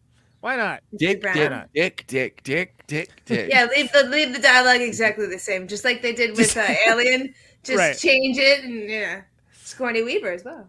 Yeah. Oh, yeah, sure. Sigourney Weaver would be fantastic at it. Yeah, she has a lot of because that's the thing. Of course, actresses cease to exist when they reach a certain age. So and go with a bunch of them because and then they become invisible. Yeah, exactly. I'd love to hear Meryl Streep with a little address book going, Mr. Wong, right? Like Lisa Cho, something like you know what I mean. And then yeah. So someone asks in the chat, what would the diner story be in the all-female reboot? And I feel like it would have to be maybe about Jason Momoa. I was gonna say George Michael, but that works too. Oh yeah, someone objectified, but sticking with theme, I guess. Yeah. You could have it be about Prince or something, like a Prince song or something like that. I feel like from the same time, or they could be talking about when fucking you know the fucking thing where Lenny Kravitz's dick flew out of that fucking show. I could see them talking about Lenny Kravitz's like schlong falling out of the show, and like that works. Yeah. Write it up. Get it to Uncle Alligator. What's the? I'm gonna want this list on my desk by Monday morning, kids. Who's the? I cannot remember her name. That Australian actress. She's in Death Proof. The former stunt woman. Oh, Zoe Bell. Yeah, Zoe Bell. She's Zoe Bell. She would be. I mean, that's a no-brainer, right? It's got to be. Yeah. She's great. Have you ever seen that movie she did that was based on a story that was going to be a comic book, but they turned it into a movie instead, where she gets stabbed in the brain and all of a sudden develops a conscience. And okay. Yeah, it's a weird movie, and they got Lucy Lawless is in it, and she was in that. She was in that one scene in Hateful Eight where she pulls up with her carriage or whatever. Yeah. She's the one that brings. She's the one that brings the people to fucking sneak in and yeah. Yeah, she had that eye patch in that other Quentin Tarantino movie. Yep. So anyway, I guess we gotta probably go letterbox one-liners. Wow, she was a stunt coordinator in Once Upon a Time in Hollywood. I believe it. I mean, makes work sense. with the same people. Oh, so I have one more clip I wanted to watch. It's the last couple minutes of the rehearsal, and then we can do letterbox one-liners. Exactly. My favorite bit of the show. Don't shoot up the place and kill everybody. You know what you're supposed to do? You're supposed to act like a fucking professional. A psychopath is not a professional. You can't deal with a psychopath. You can't work with a psychopath because you don't know what them crazy motherfucker's going to do next. I only think that girl was the black girl. What, 20? 21? Jesus Christ, man. Hey, did you see what happened to anybody else? Nah, once everything went to shit, me and Orange hopped in the car, Brown floored it, and I don't know what went down. Well, at that point, it was every man for himself, you know? I mean, I ain't got the foggiest what happened to Mr. Blonde and Mr. Blue, you know? Because once I get out, I know the back. Well, what do you think? What do I think? I mean, I think they either got caught or they got killed. Not even a chance they punched through? I mean, you found out. Yeah, and let me tell you, that was a fucking miracle, you know? And even if they didn't, where the fuck are they? What makes you so fucking positive? I got the diamonds. You want to come back with that little piece of information again, buddy boy? I got the diamonds, all right? Where? I got them. Where? Where? Are they in your fucking car? Are they up your ass? Where the fuck are they? No, they're not in my car. No, I don't have them on me. Look, if you want to come with me and go get them, yes, we can do that. First, you gotta fucking listen to what I'm saying to you, all right? We were set up, okay? Somebody's in league with the cops. We got a Judas in our midst. I think we should have our fucking heads examined to stay in here. Well, the plan was that we meet here after the No, robbery. fuck the plan. I mean, you know, where is everybody? I say the plan is null and void once we find out we got a rat in the house, you know? I mean, for all we know, Blonde and Blue could be dead. Maybe the cops got them out of the station house. Yeah, I mean, they don't know our names, but they could be singing about this place right as we speak. There could be cops coming here. Jesus fucking Christ, damn it, I swear to God, I am fucking jinxed! What? Hey, man, what's the matter? What are you talking I just about? to take a shit. Come on, guys. It's getting so intense. 2 jobs back. A 4-man job. 2 days before we were about to pull it. We found out one of the team was an undercover cop. No shit. You see? Hey, thank fucking God we found out in time. They just had to fucking forget it. Just walk away. Just walk away from the whole fucking thing. Well, who do you think the rat is this time, huh? I mean, Brown, Blue, Eddie? I mean, it could even be Joe, you know? I mean, he set this whole show up. Maybe he set it up to set it up. Hey, hold on, buddy boy. Me and Joe go back a long way. I can tell you straight up. Joe had nothing to do with this bullshit. Hey, look. I've known Joe since I was a kid, okay? And me to say he definitely didn't do it is ridiculous. All right? I mean, I know I definitely didn't do it because I know what I did or didn't do. But I cannot definitely say that about anybody else because I don't definitely know. I mean, for all I know is you're the rat. For all I know, you're the rat. Yeah, all right, now you're using your fucking head. For all we know, he's the rat. Well, he ain't the rat because he took a bullet for me. A rat wouldn't do that. Hey, look, asshole, man, I'm right, okay? Somebody's a fucking rat. Where's my fucking piece? It left in the bathroom.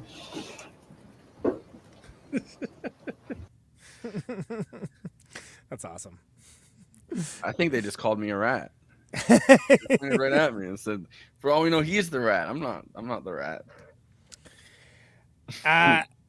Again, yeah. Imagine if you were just using the bathroom and you're like, "What is happening?" Yeah, you're, what is this? you're like pooping, and you just hear like he's the rat, and you're like, "Oh, I got to get the fuck out of here." Yeah. Oh, that guy just left a piece in the bathroom. Better wrap it up. In all fairness, I do not think that his performance is that bad in that rehearsal for whoever was ranking on Tarantino. I've seen directors stand in for lines way worse than that. I'd like to see whoever those commenters were doing an acting of their own. You know what I mean? Like, yeah. Damn straight. It shows you the flexibility of Quentin Tarantino's written word that he can give a very different performance than Harvey Keitel.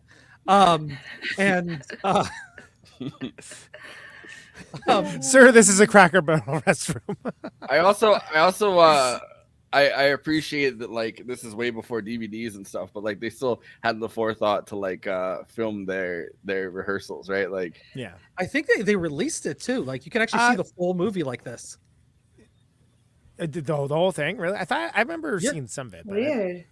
This film is the only reason I still have my TV with the built-in VHS player, because I still have my VHS copy of this, and I need to be able to still play it. I had a from the DVD, whatever. And I have it in SLP mode with 6 other films. Well, I have the Reservoir Dogs DVD somewhere, and like one of the features that it came with or whatever, it was like the special edition. So it came with like a Reservoir Dogs poster, and I would have that poster up in every fucking apartment that I've had. That Me and too. like I had a big ass dead man like Jim Jarmusch poster. That's a And good one. I was like, as people walk in, like like bringing girls over or something like that. Like, nothing gets you in the mood like having guns pointed at you by a poster. Yeah, well, it's the Johnny Depp pointing at. Which, yeah, I know the exact. I had it too. Yeah. I know the one you're talking about. But I feel like girls walking in there and like the first thing they like is like, oh no, you're gonna get a mansplained film too. Like don't like this. I was gonna say it's a good test of if they're like, oh, I love that movie, then like hey, it's a keeper. Yeah. Actually, the Reservoir Dogs poster that I have for some reason is this weird obscura with a like film review from nobody at the bottom of it. It's just like some random ass person's review is also printed on the poster. It was the only one I could get at the like fucking Hollywood video. My favorite thing that somebody reacted to the fucking dead man poster was I was tripping with somebody one time and they thought that Johnny Depp was following them with his eyes. Oh man, that sounds terrible. I got broken up with and then left in a room to watch Dead Man.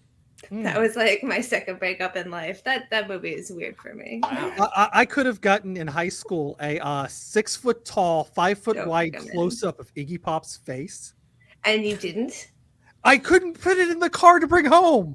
You put it on the roof rack. I was working at an auction. You rent a van for it, kid. You walk home. Here's you Iggy Pop that on the roof rack. I was working at an auction house and we were basically clearing out the junk of this mansion that got foreclosed on. And that was one of the things that was going to get thrown out. And I'm just like, who does not want a giant picture of Iggy Pop? It'd be behind me right now if I had it, complete with bisexual lighting shining on it. It'd be great. We all have those missed. Speaking of random reviews, why don't we drop in some Letterboxd one-liners here, people? How about that? Smooth. So, thank you. I do my best. It's hard sometimes. Letterboxd, of course, is a place for film lovers to congregate and talk to each other about the films they love, maybe the films that they didn't love, the films that they certainly ship certain characters on, let's put it that way, as well as make Breaking Bad references on. And sometimes the same Mr. White. This is, of course, best expressed succinctly. There are no Siskel's and Eberts that are just giving their take. It's everybody. Bottom up democracy. And these are Letterboxd one-liners for Reservoir Dogs. Let's go. Gonna teach my kids colors by showing them Reservoir Dogs. I set this out on doing that. Traumatized ass kid. Exactly. Tim Roth can make talking yourself in the mirror and a concerning Fantastic Four obsession seem cool as fuck. Yes. Yeah, Tim Roth can pretty much make anything that's a cool. Jack Kirby Silver Surfer. Jack Kirby Silver Surfer in the movie. But you know what? He kind of does look like the Thing. If you stop and think about it, it looks like Ben Grimm at least. You know? I mean, hey. Yeah. Just saying. Tarantino really wanted the most fucks spoken in a movie record.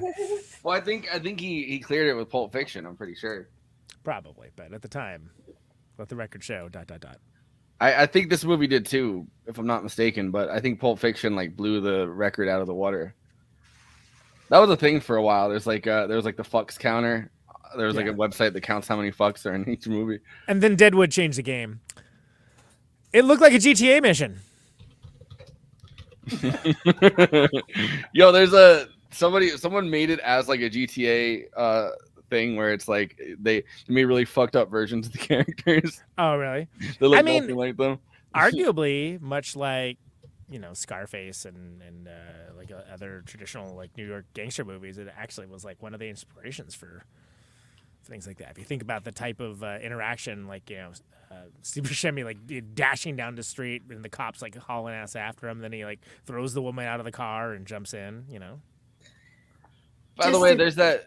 So the movie with the most fucks is that SwearNet, the movie thing. I feel like that. I feel like did you look up which movie has the most fucks? Did you? I did too. I wanted to see where on the list. Yeah.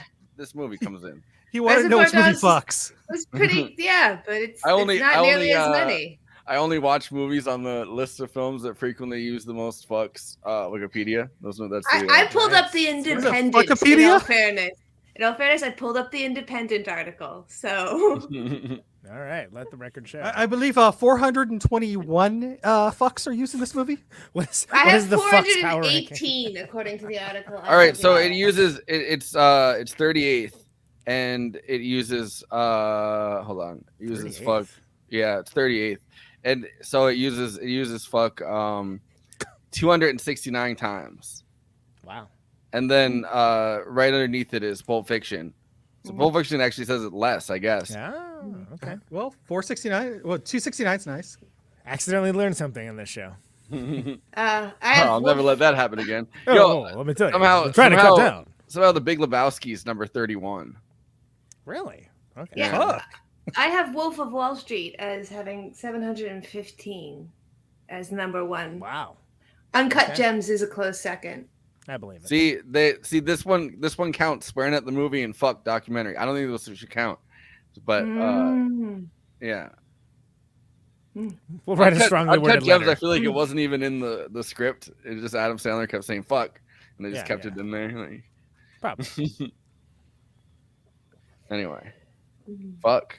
Never listen to stuff. Yeah, or ever again. Right. Yeah. Yep. Exactly. Can't not think of Michael Madsen's weird little locomotion dance, you know.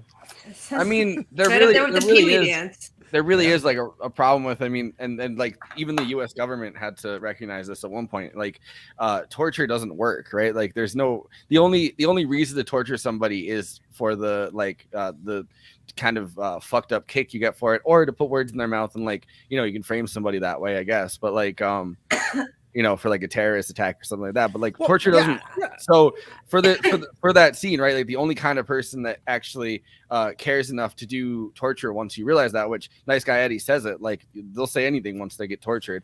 Yeah. So once that time comes, it's just like, oh, he's torturing him for the fun of it, right? Like torture isn't going to get him any information. You're not going to find out who the fuck set them up through torture. The only thing that you can find out through torture, you can just torture somebody. So like once that's acknowledged in this movie, which I appreciate that they do acknowledge, it's just kind of sets you up for such a psychotic moment, because they're all excited to torture him when they think they can get information out of it. But the second they realize, hey, you actually don't get information if you torture somebody, then it becomes like this is the sport of psychotic people.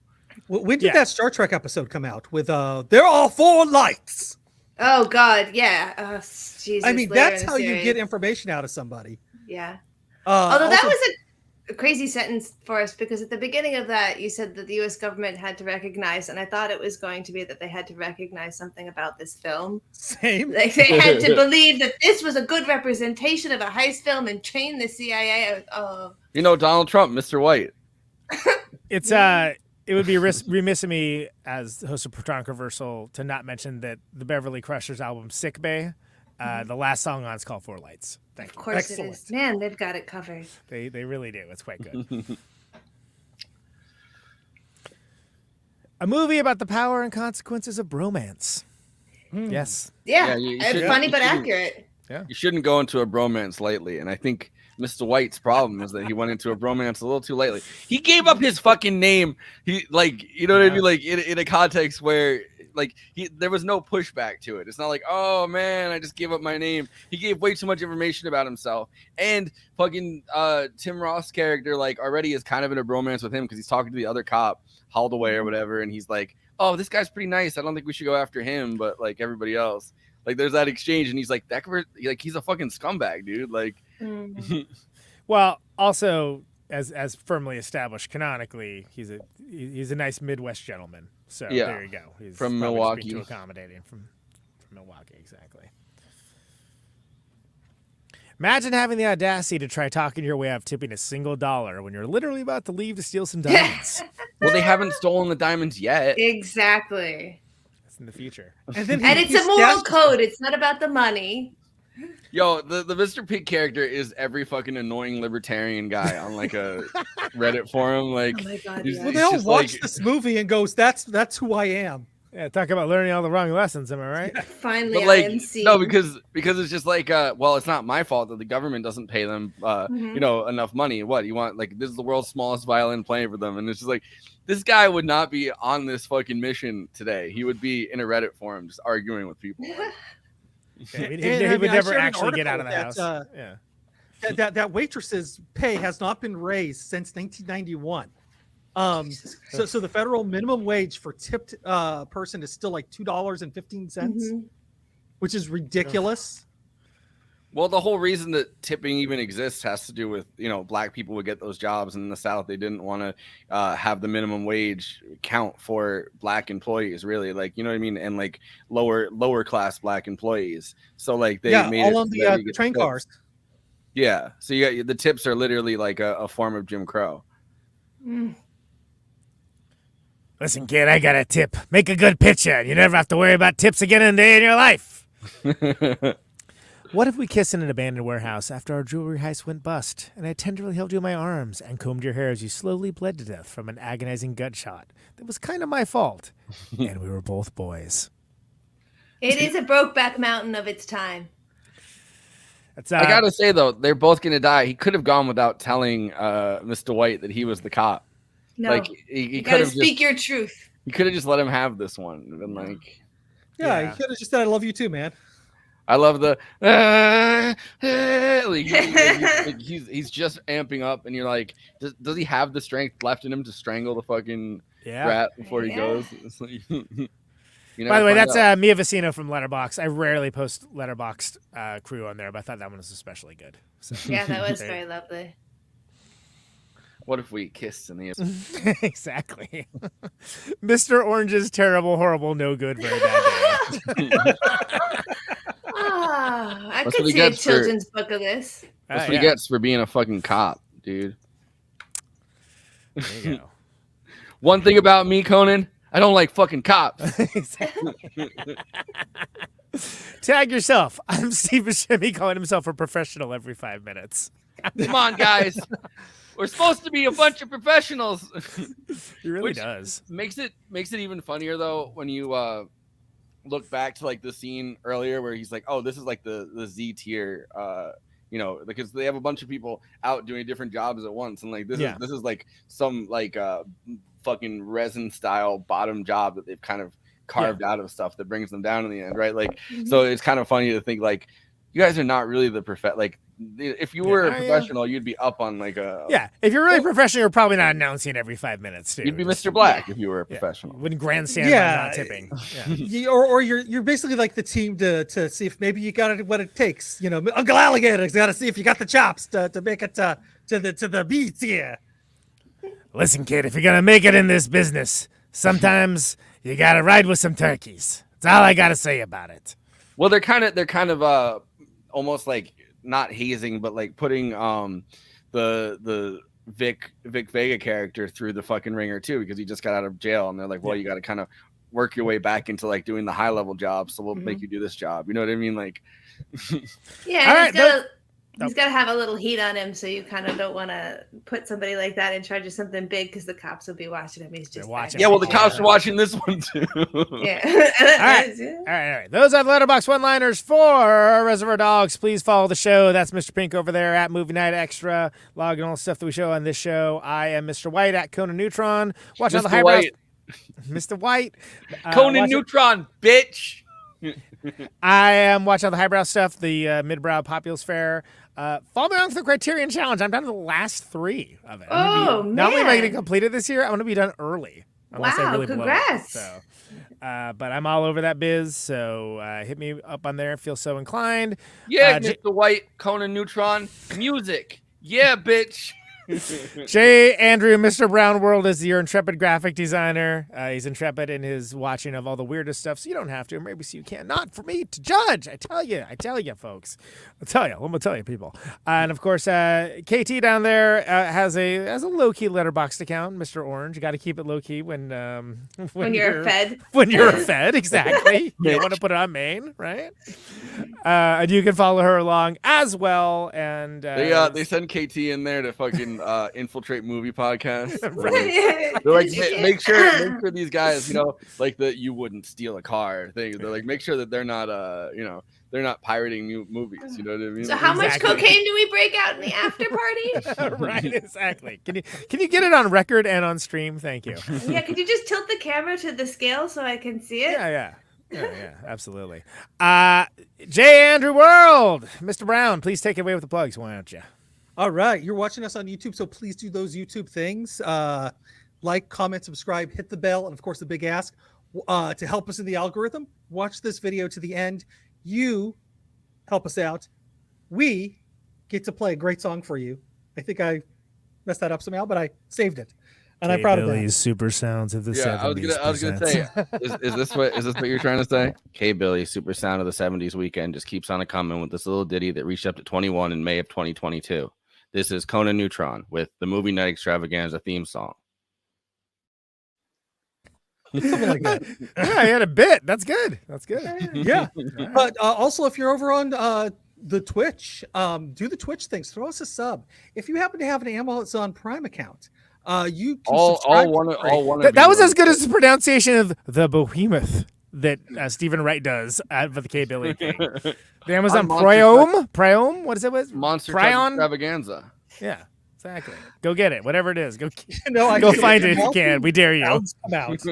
We challenge you to find the thing that Andy is talking about. It took a long time for me to find it. Look. It's in there though. It's in there if you look for it. It's not. I'm not gonna lie. It's not easy. By the way, shout out to the one person that's on Twitch that's watching us that's made it through this entire.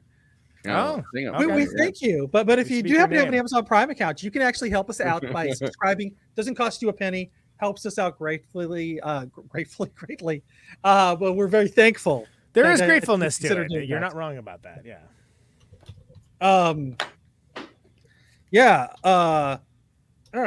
What is this thing doing? We're on social media. You can find us on. Yeah, are we? Okay. We are. We're on Blue Sky. Right. We're on Twitter. We're on Facebook. Forrest is not on Twitter, but we're on Facebook and Instagram. Yeah, but you can find us all over there. But if any of those are your chosen social media sites of choice, find us, follow us, talk to us. We'll answer. We're not afraid to do that. There you go. It's quite the pitch. Yes. If you want to actually, Christina's the sole Twitch viewer. You might not be far off. That's great, though. I love it. It might be true. I don't know. Everyone else is on YouTube. I know. Yeah, we have a Patreon if you want to help us out some more. So go over there. You can get access to things like our after parties, which I don't know. Did we even talk about after parties today? I thought we were doing a different movie until like noon. Yeah. So yeah. I was literally on a bike ride 5 miles from my house when I got the news, and then turned around and biked the 5 I think it was like 6 miles. Biked the 6 miles back from the next town over. Listen, kid, all I know is I gotta cast the thousands and they're looking for a picture. A big one. You gotta make it count. But I think we somehow amazingly pulled everything out in time, and yes, it's like a normal guns as we shot each other simultaneously. I'm just proud of this. K Billy, super sound of the 70s weekend just keeps on coming with this little ditty that reached up to 21 in May of 2022. This is Conan Neutron with the Movie Night Extravaganza theme song. I love it. I'm just proud of that. Hey, I love it. Yeah, you package that together after biking back 10 miles. Bam. Look, if you're looking for a show that can do it all and apparently in short order. Yeah. I mean, I did a 2-mile walk to get the movie that we were supposed to talk about tonight. Well, you're ready for when we do You're that. You're just extra ready. It's gonna come. It's just not tonight. No. Can I just say, by the way, shout out, maybe I don't mention enough, but what great art for the show in, again, almost no time whatsoever. This is damn straight. Good stuff, Andy. So I worked on it right up to the to the minute, so we came on. I mean, yeah, there's people that like days of presentation that would never be able to pull that off. So yeah. Good on you. No, I'm very happy how that came out. I just knew I wanted a giant face of Tim Roth in there, and built the composition around that idea. I mean, you didn't have to do every single character like you did every single character. I didn't do Mr. Blue. Right? I didn't. I really wanted to draw. He's the Ken of this movie. Nice guy Eddie's tracksuit. Oh yeah. Sure. Who wouldn't? Like, yeah, I mean, that's like the weird Barbie of this movie. But no, I kept it simple and was able to kind of crank it out because I mean, it's all black suits. It's pretty easy. It's not There like it is. That was Andy after he finished the art. That's how he felt. I'm very proud of it. I gotta say, and I really just love doing the black and white stuff. I hate doing the color. So like, trying to do color on a deadline is stressful for me. But I did it. Andy looks like this while he's doing it.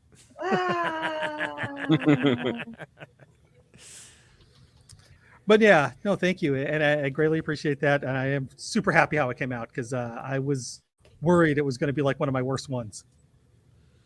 Here's what Forrest looked like after he figured out we were doing a different movie.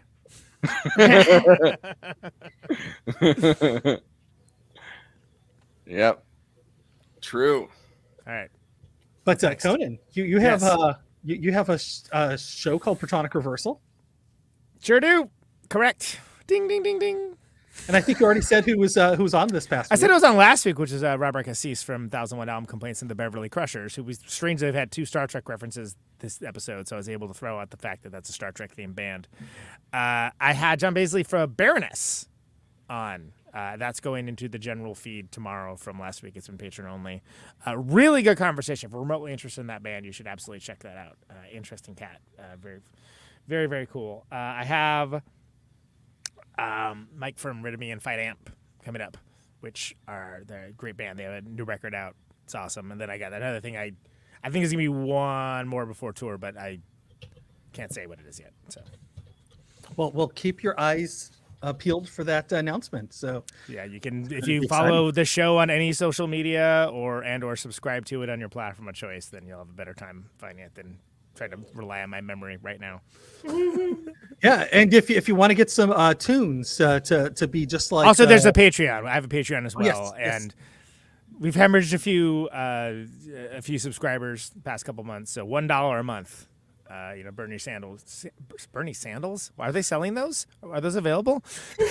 They have to be selling those. Get your Bernie Sandals right here, kids. Give me $1. American people are sick and tired. The American people are sick and tired of having covered toes. Okay, they need Bernie Sandals. We want to let our toes free and our freak flags fly.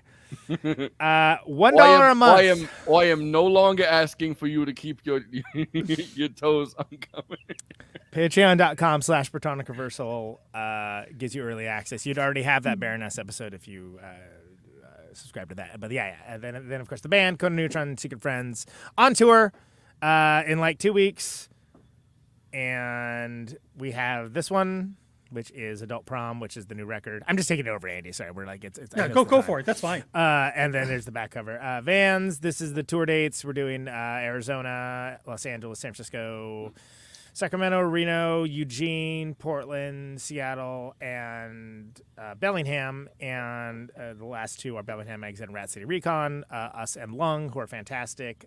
It's in support of that record. So if you're on the West Coast, come see us. If you're not, probably see you next year. Not gonna lie.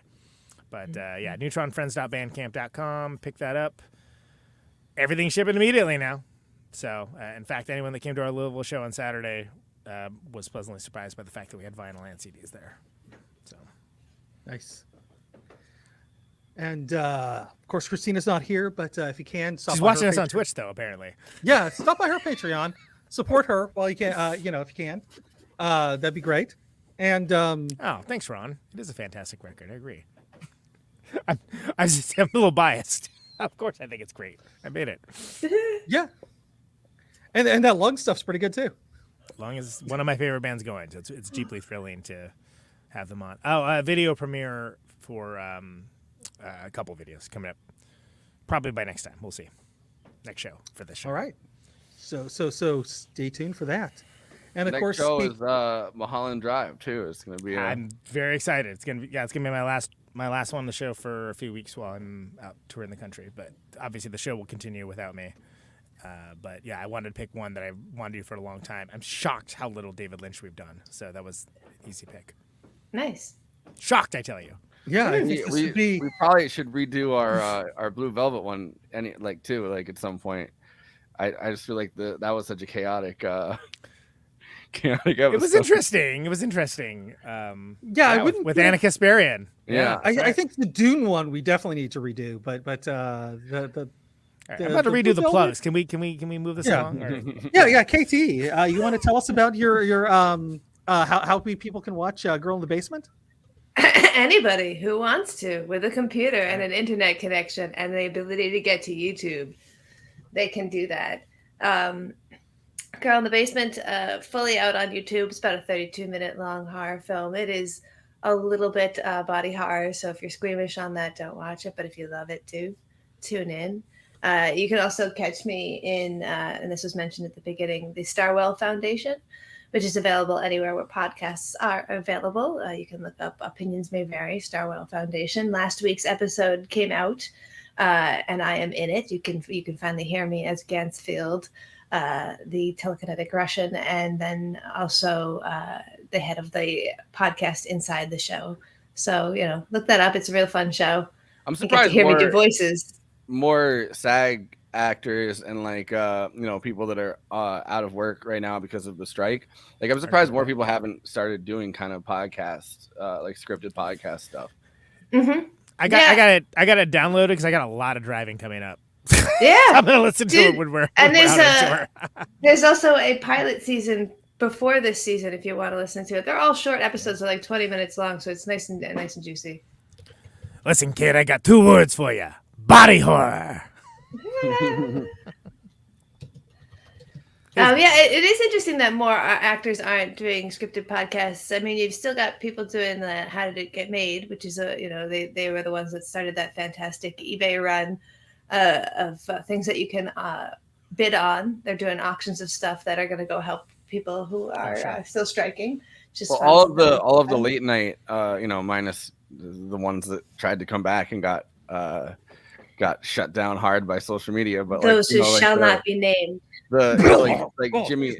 Jimmy Fallon, Stephen Colbert, John Oliver, all the main ones are doing right now a podcast that's they're talking about late night stuff, and then they're giving the money that they make on the podcast to the strike fund, which is kind of I feel like after they all tried to go live without writers during the 2007 writers strike, I think it's a much more I haven't listened to much of the podcasts that they've done, but I think it's a cool idea that they're we're not even going to try to come back as a writerless show because that kind of undermines the point of the strike. So why not just come back as a podcast? I think it's kind of fascinating that this genre, I guess, or this format's being used that way.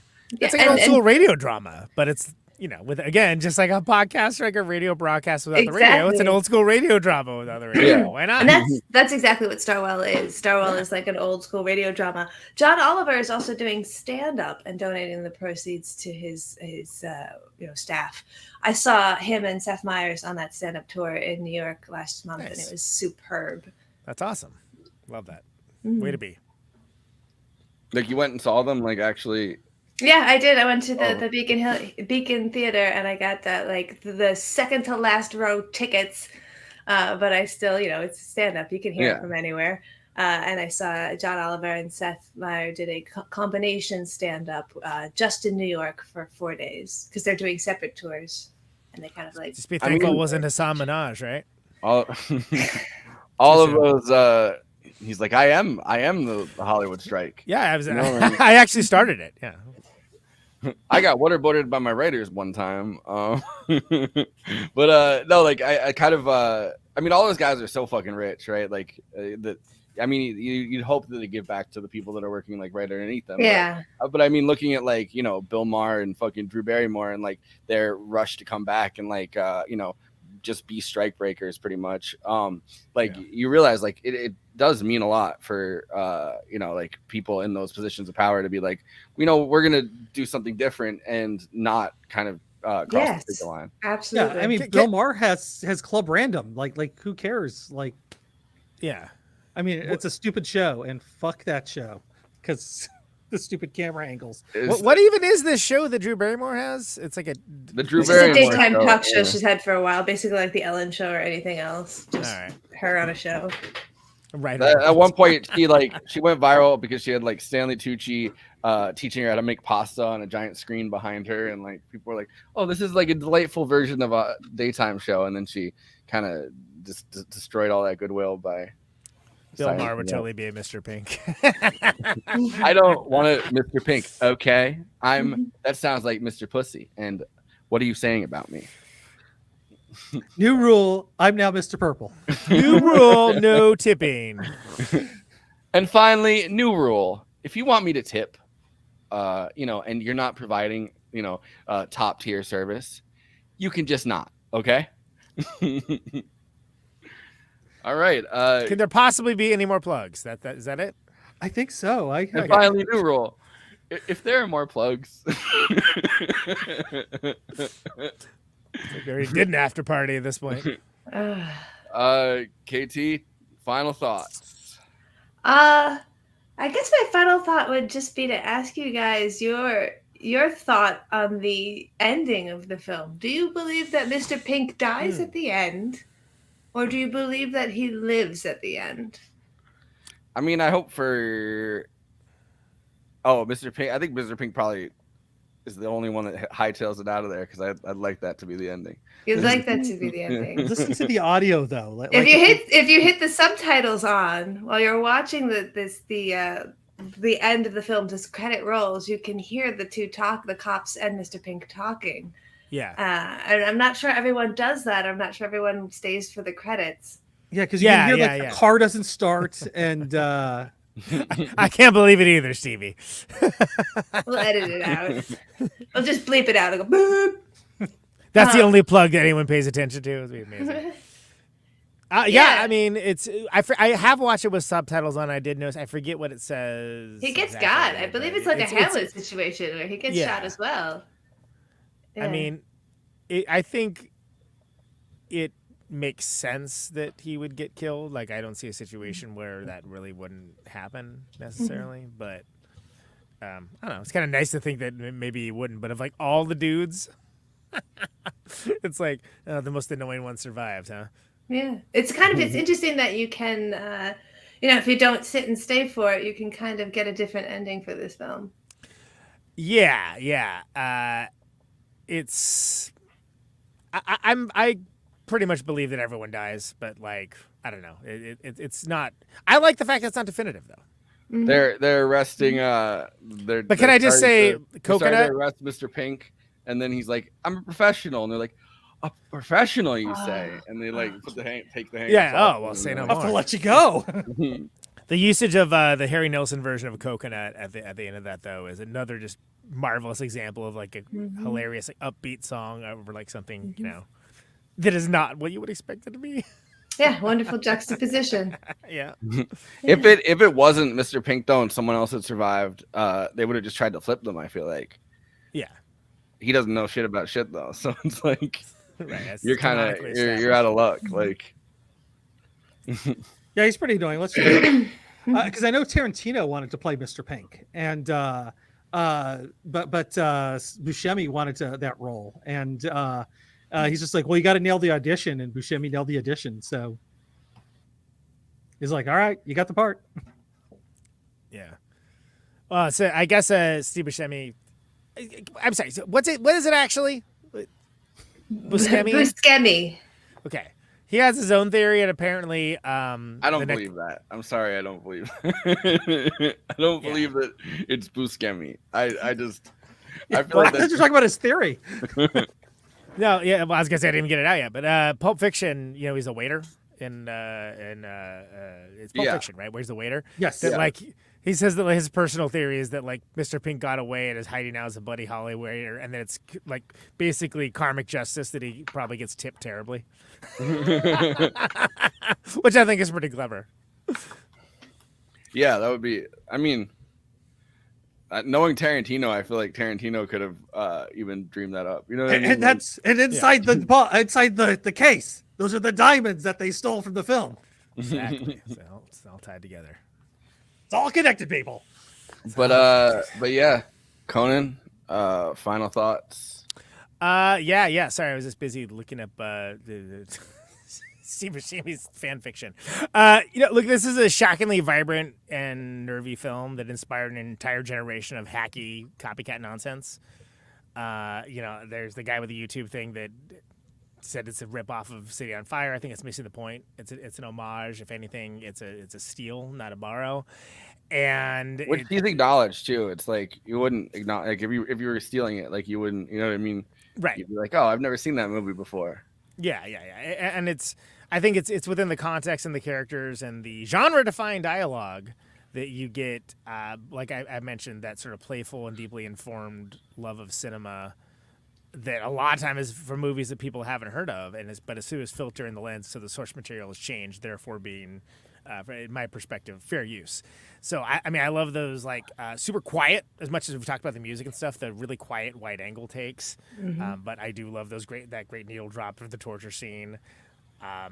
If you were gonna point out a movie, I think that the plot of this movie is taken way more from, it's The Killing, way more than it is City on Fire. Which absolutely. I think that that's a movie that's also gotten remade a bunch of times, and I feel like it's full within license to be inspired by that movie, right? Like it's not Kubrick's best, but it's like Kubrick's. Yeah, but what if a crime went really wrong?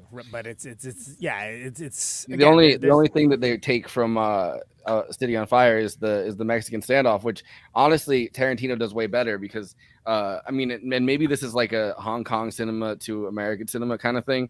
The warehouse being like a much wider open space than like that tiny ass little room. Like it's almost comical in City on Fire. They're in like this tiny ass little fucking cubicle almost room, and they're all pointing guns at each other. And it's a really cramped scene. So I think that it's wildly different in that way. Like Tarantino's able to utilize the space in a way that 100% is not utilized in City on Fire. Yeah, and again, there's so many little moments to it. Again, no one can ever think of Steelers Wheel the same way after seeing this, and it's embodies Stephen Wright is a laconic DJ. It embodies like the thing that should exist but hasn't been in a movie before. The asynchronous storytelling told through flashback, that's so often emulated now in action movies. And that's something else here as well. It isn't a perfect film, but man, is it ever iconic? Just as an independent film and in cinema in general. It's close to. It's close to perfect. I think it's. I appreciate it more than when I first saw it. Now your first film being this good is just incredible. As a directorial debut, it's like, boy, that's hard to mess with. Well, it's kind of crazy to have the first movie you've written be True Romance, like it's made, and then the first movie you directed be this. The one thing that I will say that I think is really funny about this movie versus City on Fire is City on Fire. We talked about this when we did our episode on it. They have to count all the bullets because they're in Hong Kong. It's really hard to get bullets. Right. Whereas in America, they're able to, so this movie they're able to flex like, oh, we could have like these giant shootouts where everybody gets like 1 million bullets. In City on Fire, a big plot point is like we have to wait for the shipments of bullets to come in so we can. Yeah. But even the rando in the car has a gun. Well, there's also a lot of differences too. It does not show the heist. You see it in your mind's eye, but I think that canonically makes it very different. Which makes it a lot like Hamlet. Again, like you don't see any of the battle in Hamlet. Think of Seven. There's people to this day that swore they saw Gwyneth Paltrow's head in the box. And it's like, no, you definitely didn't, because that wasn't a scene in the movie. They did not pay for that special effect. They did not. But like people think it because it was that intensive experience. Yeah, like, it's true. I definitely or the nudity in Psycho that wasn't there. Mm-hmm. Right. Yeah. I definitely saw some titty. Well, did you? It was in the box. No, but I think that it's incredibly bold in this movie that you don't see the actual like heist. Besides, you see like the alarm ringing and like them running out, but like you don't see any of that part of it, and it's just kind of like lost footage. I don't know another filmmaker that would be bold enough that on their first film that they've ever directed to do that, right? Like there's filmmakers that definitely would do that later on. Here's a heist movie that largely takes place in one room where they're dealing with the aftermath of a heist that you do not see. And I'm going to tell you, you can spend a lot more money on your actors when you do that. That's absolutely true. Yeah. Exactly. I definitely want to cover The Killing one day, though. And like, Killing's good. Kind of compare, like, as far as heist movies go, right? Like, because there's like kind of genre defining things, and I feel like the neo noir slash like indie version of something like that, right? Like this is like the culmination of where like a genre that is it's pretty easy to do. You just need a bunch of guys in a room and like a crime. 12 Angry Men. Yeah, you know, like you don't need much, and but the thing also to a lesser degree, women talking. Absolutely. I mean, but it doesn't seem stage play. That's the thing. Yeah, Although you could absolutely do a stage play of Reservoir Dogs. Sure, you could. Oh man, KT, let's do that. Let's get a grant and we'll do Reservoir Dogs as a theater play. Reservoir Dogs the musical. All right, it's on. I'm not tipping. I'm not tipping today. Oh man, the dick number is going to be a showstopper. If we can get it to be at all like an Alan Menken number, we're going to be rich. Exactly. This is a shootout. Do not shoot me. This is a shootout. Do not shoot me. If you shoot him, you must shoot me. The blood is just confetti paper, streamers. Do not shoot me as a response, and a call and response is pretty good. I gotta say. Yes. Put your hands up. My hands are up. Put your hands up. My hands are up. Put them up. Look, he's writing it for us. Is Uncle Alligator gonna green light it or what? No. I'll take this under consideration. All right, we are pitching a lot tonight. A lot of pitches. I got a lot of stuff on my desk. A lot of spaghetti on this wall. I'm heading out to the Poconos on vacation. I'm gonna be away from the keyboard, as the kids say. You miss 100% of the films you don't pitch. Yes. That's true. Yeah. Andy, and please don't compare this to a different I'm a cop. No, you're not. I'm a cop. No, you're not. I'm a cop. Well, I did actually just want to say that. Cop. Who's the cop? Is it you? You. Hi. I wanted to expand on the whole idea that I brought up earlier. I'm not a cop. I'm not going to get through this, am I? No. Tarantino brilliantly did actually just take 10 minutes from City on Fire and turn it into a completely different film and a completely different genre. Which is what he says about it when we watch that little clip. And it's fine. Like that's okay. Like that's what remixing is to take something and you recontextualize it. Remix. You know. And I think it's incredible that it took Quentin Tarantino is probably the only filmmaker we need to get P. Diddy to rap over our police song.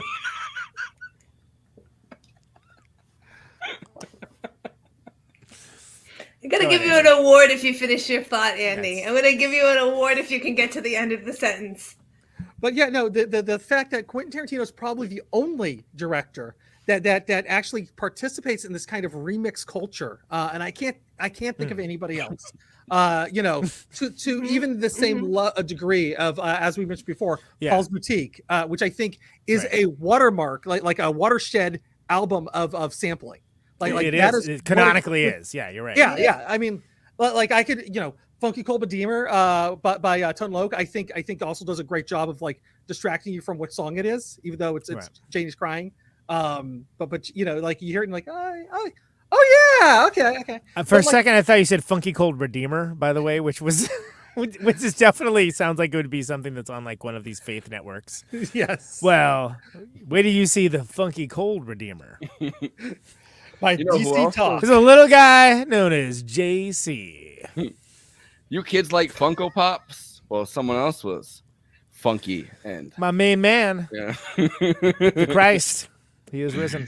Yo, how is Adam Devine such a good fucking youth pastor in The Righteous Gemstones? He brings that energy like 100%. I never would have guessed that when I saw Workaholics, but anyway, Andy, remix culture, Paul's Boutique. I agree. Yeah, and Quentin Tarantino comes out the gate basically taking this new form of recontextualizing older music and applying it to film.